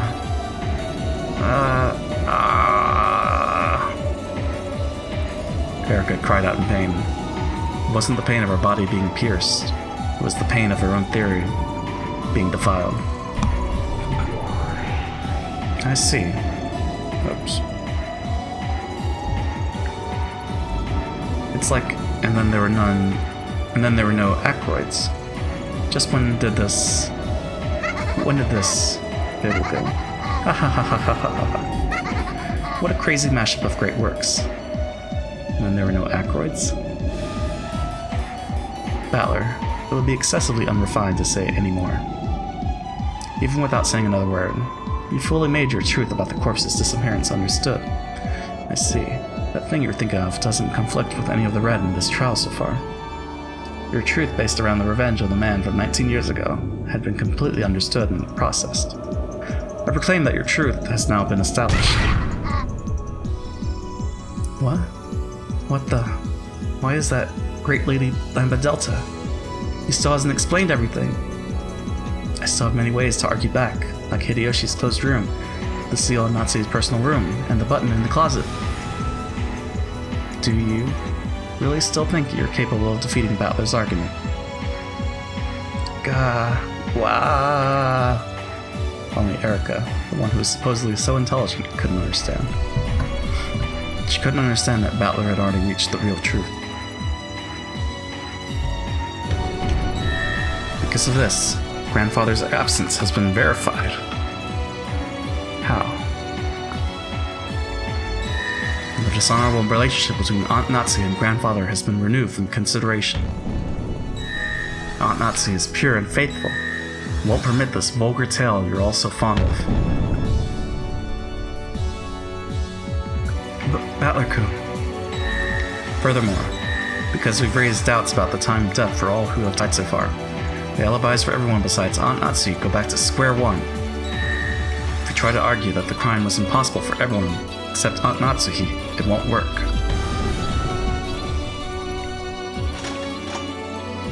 Minor, who must have risen to her knees at some point, slowly stood up. The flash from the golden longsword was still buried deep into her chest. But pain didn't show in her expression. Her awkward movements clearly showed how serious the damage she had taken was. Even though she herself knew that the match was long over by now, Liner didn't abandon her duty. However, in the cousin room, you witnessed corpses that were impossible to misidentify. Are you trying to say that was a lie? Nox the 7th. It is forbidden for the detective to be the culprit. The detective is obligated to keep to an objective point of view. Your theory would mean you violated this obligation.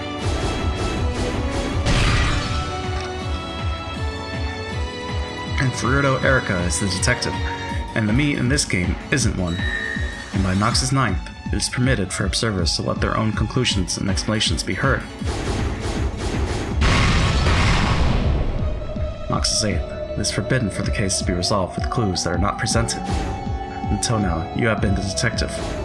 Was it ever shown that you were not the detective this time, and that you were an observer capable of inserting his own personal ideas?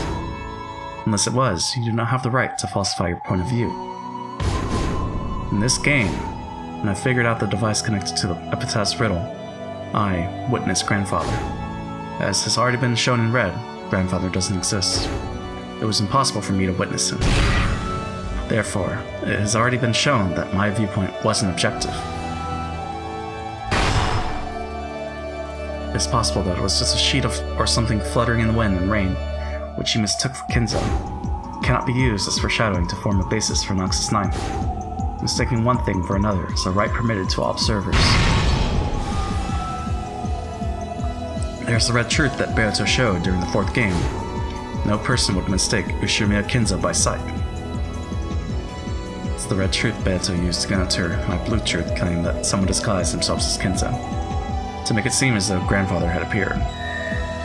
In other words, on this island, all illusions that might lead someone to mistake something for Grandfather, including someone else pretending to be Grandfather, most certainly cannot work. All of Natsu's schemes to make it seem Grandfather existed were hidden in the relative's blind spots. All of them clever tricks like he was here just a second ago, or he's in his study alone now. They never tried to make anyone mistake something they saw for Grandfather himself. So there are no contradictions.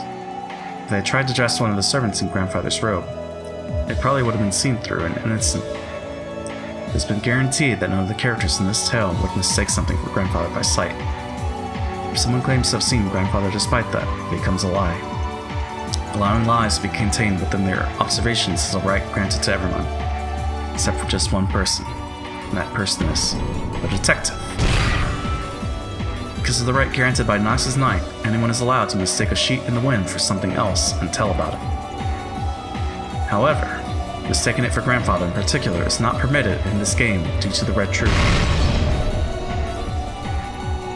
So, once you've claimed to have seen Kinzo, it was no longer misrecognition, but intentional. In other words, this proves that the observer was not objective. Oh, is what you are saying. In this case, unintentional misrecognition is not permitted by the rules of this game. However, it is possible to intentionally lie about seeing something you never saw. And that is an action not permitted to a detective who's obligated to maintain an impartial perspective.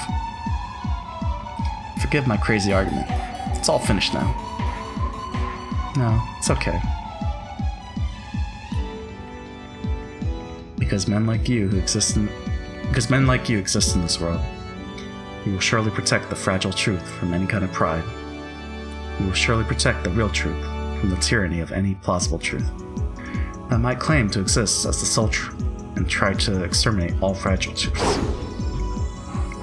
Battler's golden longsword drew a massive blue arc as though splitting the heavens. I'm glad I could fight with you. Therefore, my perspective in this game is based upon the 9th, not the 7th.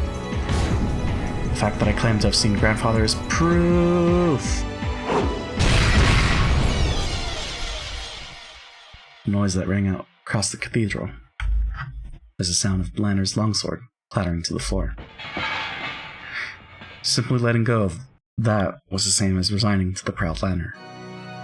Though the blue trail Battler had drawn was aiming right for the top of Lanner's head, it stopped a hair's breadth away. If it hadn't, Lanner would probably have been annihilated, without leaving a single scrap of flesh behind. I resign. I give up on denying your truth. I have paid my debt. Let honor be to your father. The Decalogue was neither arrogant nor judgmental. Honor to my father. Lanner sat down on the floor, completely abandoned her will to fight. What are you doing, Lanner? Lame. Pathetic. You stupid half-wit murder doll. You tainted the honor of your own father. Shame on you. You still call yourself Mystery's Wedges? Will we surrender to magic? The history of the mystery genre won't allow that. You're the one that doesn't understand what mystery is all about. If you see mystery as nothing more than a weapon with which to sneer at your opponent intellectually, I won't let you ever say so again. But Battler... I'll present a truth that conflicts with yours. Not Natsuhi was threatened by a phone call over the internal line sent by the man from 19 years ago, me. His goal was to make Aunt Natsuhi look like a murderer. From the beginning, this has all been a drama of revenge intent on framing Aunt Natsuhi. That's wrong. It's a drama of revenge against the Ushimiya family that Natsuhi thought up. Your theory outright opposes mine. You still can't pull out the blue spear that's sticking through you, right? Yeah, that's right. For America, I haven't heard of a single way for the corpses to disappear that doesn't involve Kinzo. Looks like your theory's about to be denied, doesn't it? The spear is just...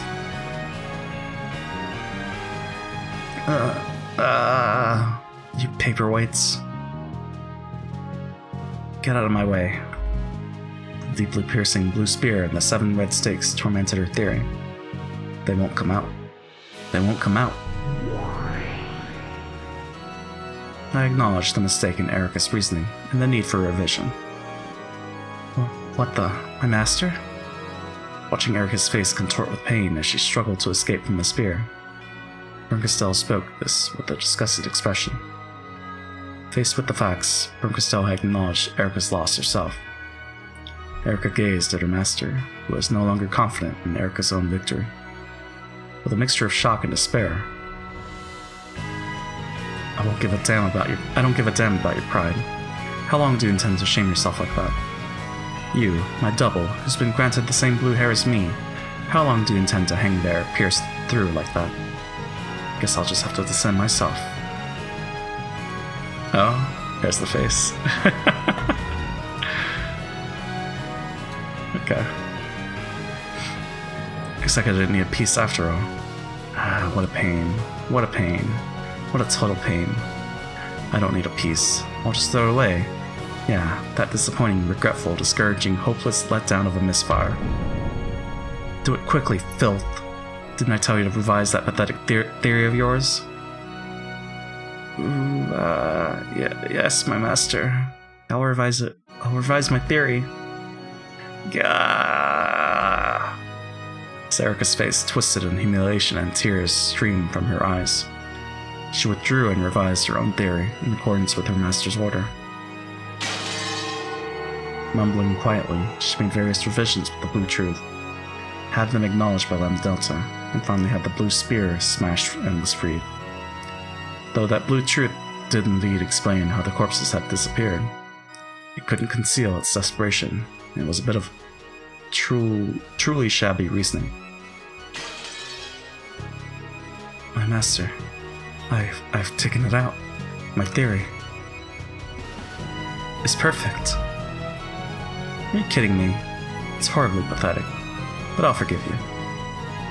Because your face and your theory are so lame it's funny. Giggle, giggle, giggle, giggle, giggle. Erica was taunted by her master, who wore an ugly expression. She thrashed about on the floor, crying bitter tears. The wounded lander stepped out before her, as though shielding her, and she spoke to Bernkastel, as well as Battler. Regardless of how pathetic it might be, Lady Erica's revised truth is valid. Yeah, that's right. Regardless of my truth, yours can exist at the same time. That's what this world is like. No one can disprove them, so even if there are various truths, and even if they contradict each other wildly, they can exist at the same time. Here, as many truths exist as you can imagine. No one can just deny that all on their own. Yes, that is true. I won't let anyone deny Lady Erica's truth. Lanner, as long as I'm here, I'll protect that truth. No matter how pathetic it is, I will not laugh at that truth. Wah. The words of Lanner, whom Erica had previously looked down upon, led Erica to once again thrash about on the floor, sobbing. And, because no unique truth exists, everything is covered in darkness. Therefore, while both my theory and Erica's theory are impossible to deny, neither is a unique truth. They are vague, and while neither can be denied, neither is certain. Because there has been no decision, the illusion of the witch still exists. The only one who will be permitted to expose it is neither Erica nor the rest of you. It's me alone. I won't let anyone expose Beatrice's illusion except me. The verdict is revised. Because of the truth presented by Ushimiya Battler, Erica's truth is no longer unique. However, Erica's truth is impossible to disprove. Therefore, both of their truths exist together. The conclusion of the fifth game is rescinded. The game goes back to being even, and I transfer the position of Game Master from myself to the Golden Sorcerer, Ushimiya Battler. Ushimiya Battler, step forward. I appoint you as the new Game Master. Will you accept? You will, right? Do it, you new endless witch. Yeah, I'm the new Game Master. I'll weave the sixth game. Erica, let's settle things for good this time. Stand up. Yes. I will stand. I'll make you regret giving me a chance to clear away this shame. My master, please give me an opportunity to fight with Battler again in the sixth game.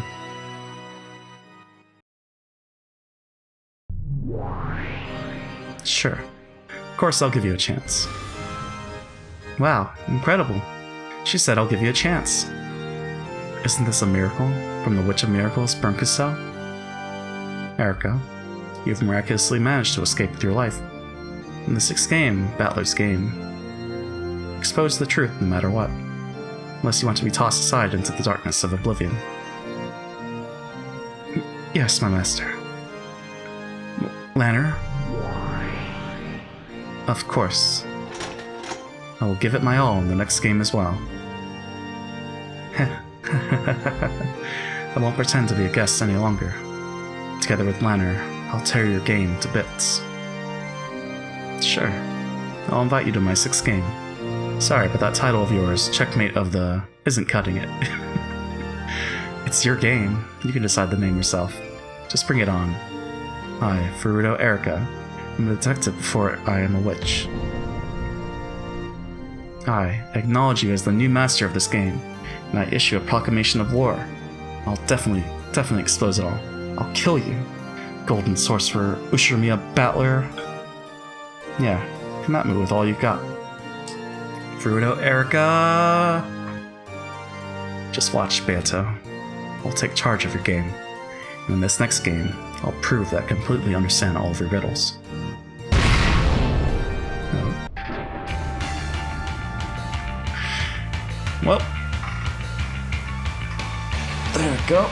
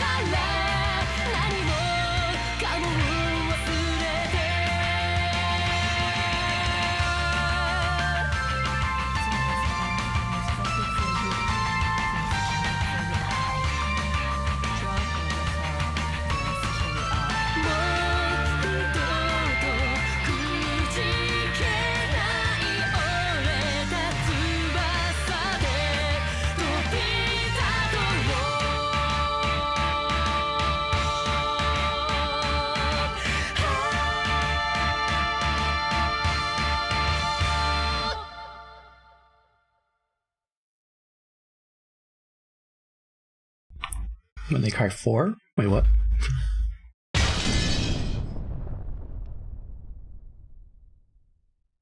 No, it's when they cry 5. Prepare a gift for you in commemoration of their stay. Find these new features in the title screen. The Reckoning. It was Battler with the golden sword. Yeah, I have no idea what's going on still.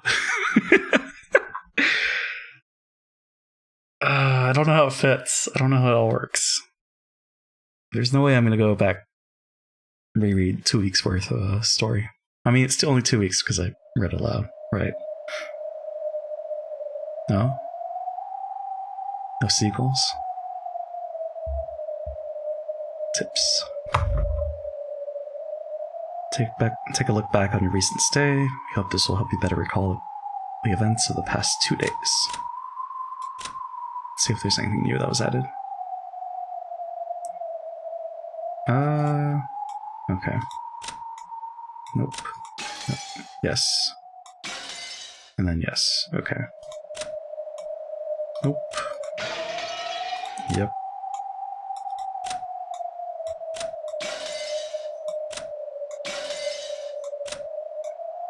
Can't kill Battler.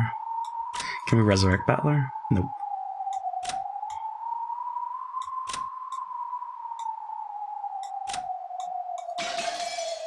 Well, I didn't even do that. Okay.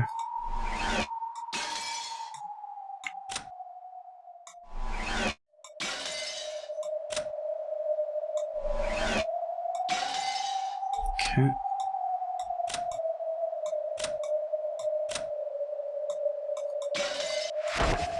Wait, did I?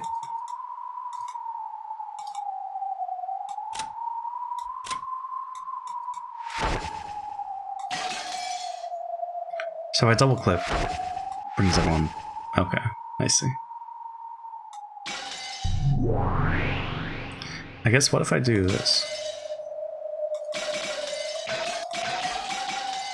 Okay. The Beatrice on the highest plane, the one who created this world. In the 4th game, she entrusted everything to Battler and abandoned her position as game master. She lost even the will to express herself, to say nothing of the will to fight. She's now little more than a doll.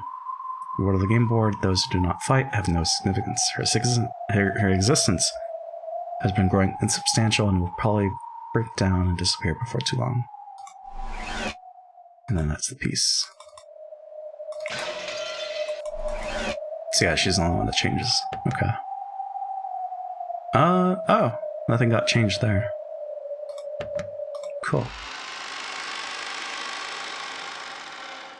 Well, alright. That was like an hour and 40 minutes for that tea party. I can't trust the length on the tea parties. I have to go in considering believing that they're gonna be long. So if we're close to like the 2-hour break, then we do the Five-Minute BRB. It's a little early. I could start up as episode 6. I don't think I should start episode 6 right now. So let's save it for tomorrow. But yeah, this is fun. I don't know if I like the episode. I'm just more curious to see what's gonna happen. I did like the intro with the reveal of Erica and then cut to the OP. Battler jumping out of the window. And then hugging Beatrice. That was cool to me.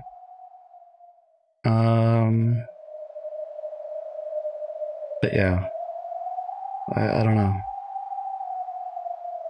I haven't done like a ranking system. Like so far, episode 3 was like the best so far. Although I did like the ending part of episode 4. But I guess we'll see. But anyways, I guess that's it. So I don't think there's shoutouts, but I'll be back tomorrow. Episode 6. I'll probably finish this next week, for sure. I just don't know when. Probably next Thursday. Probably not. Probably not next Thursday. We'll finish it when we finish it. We have time. At least it shouldn't take us another 2 weeks. There's no way. But yeah. I'll catch y'all later. Have a good one. And bye.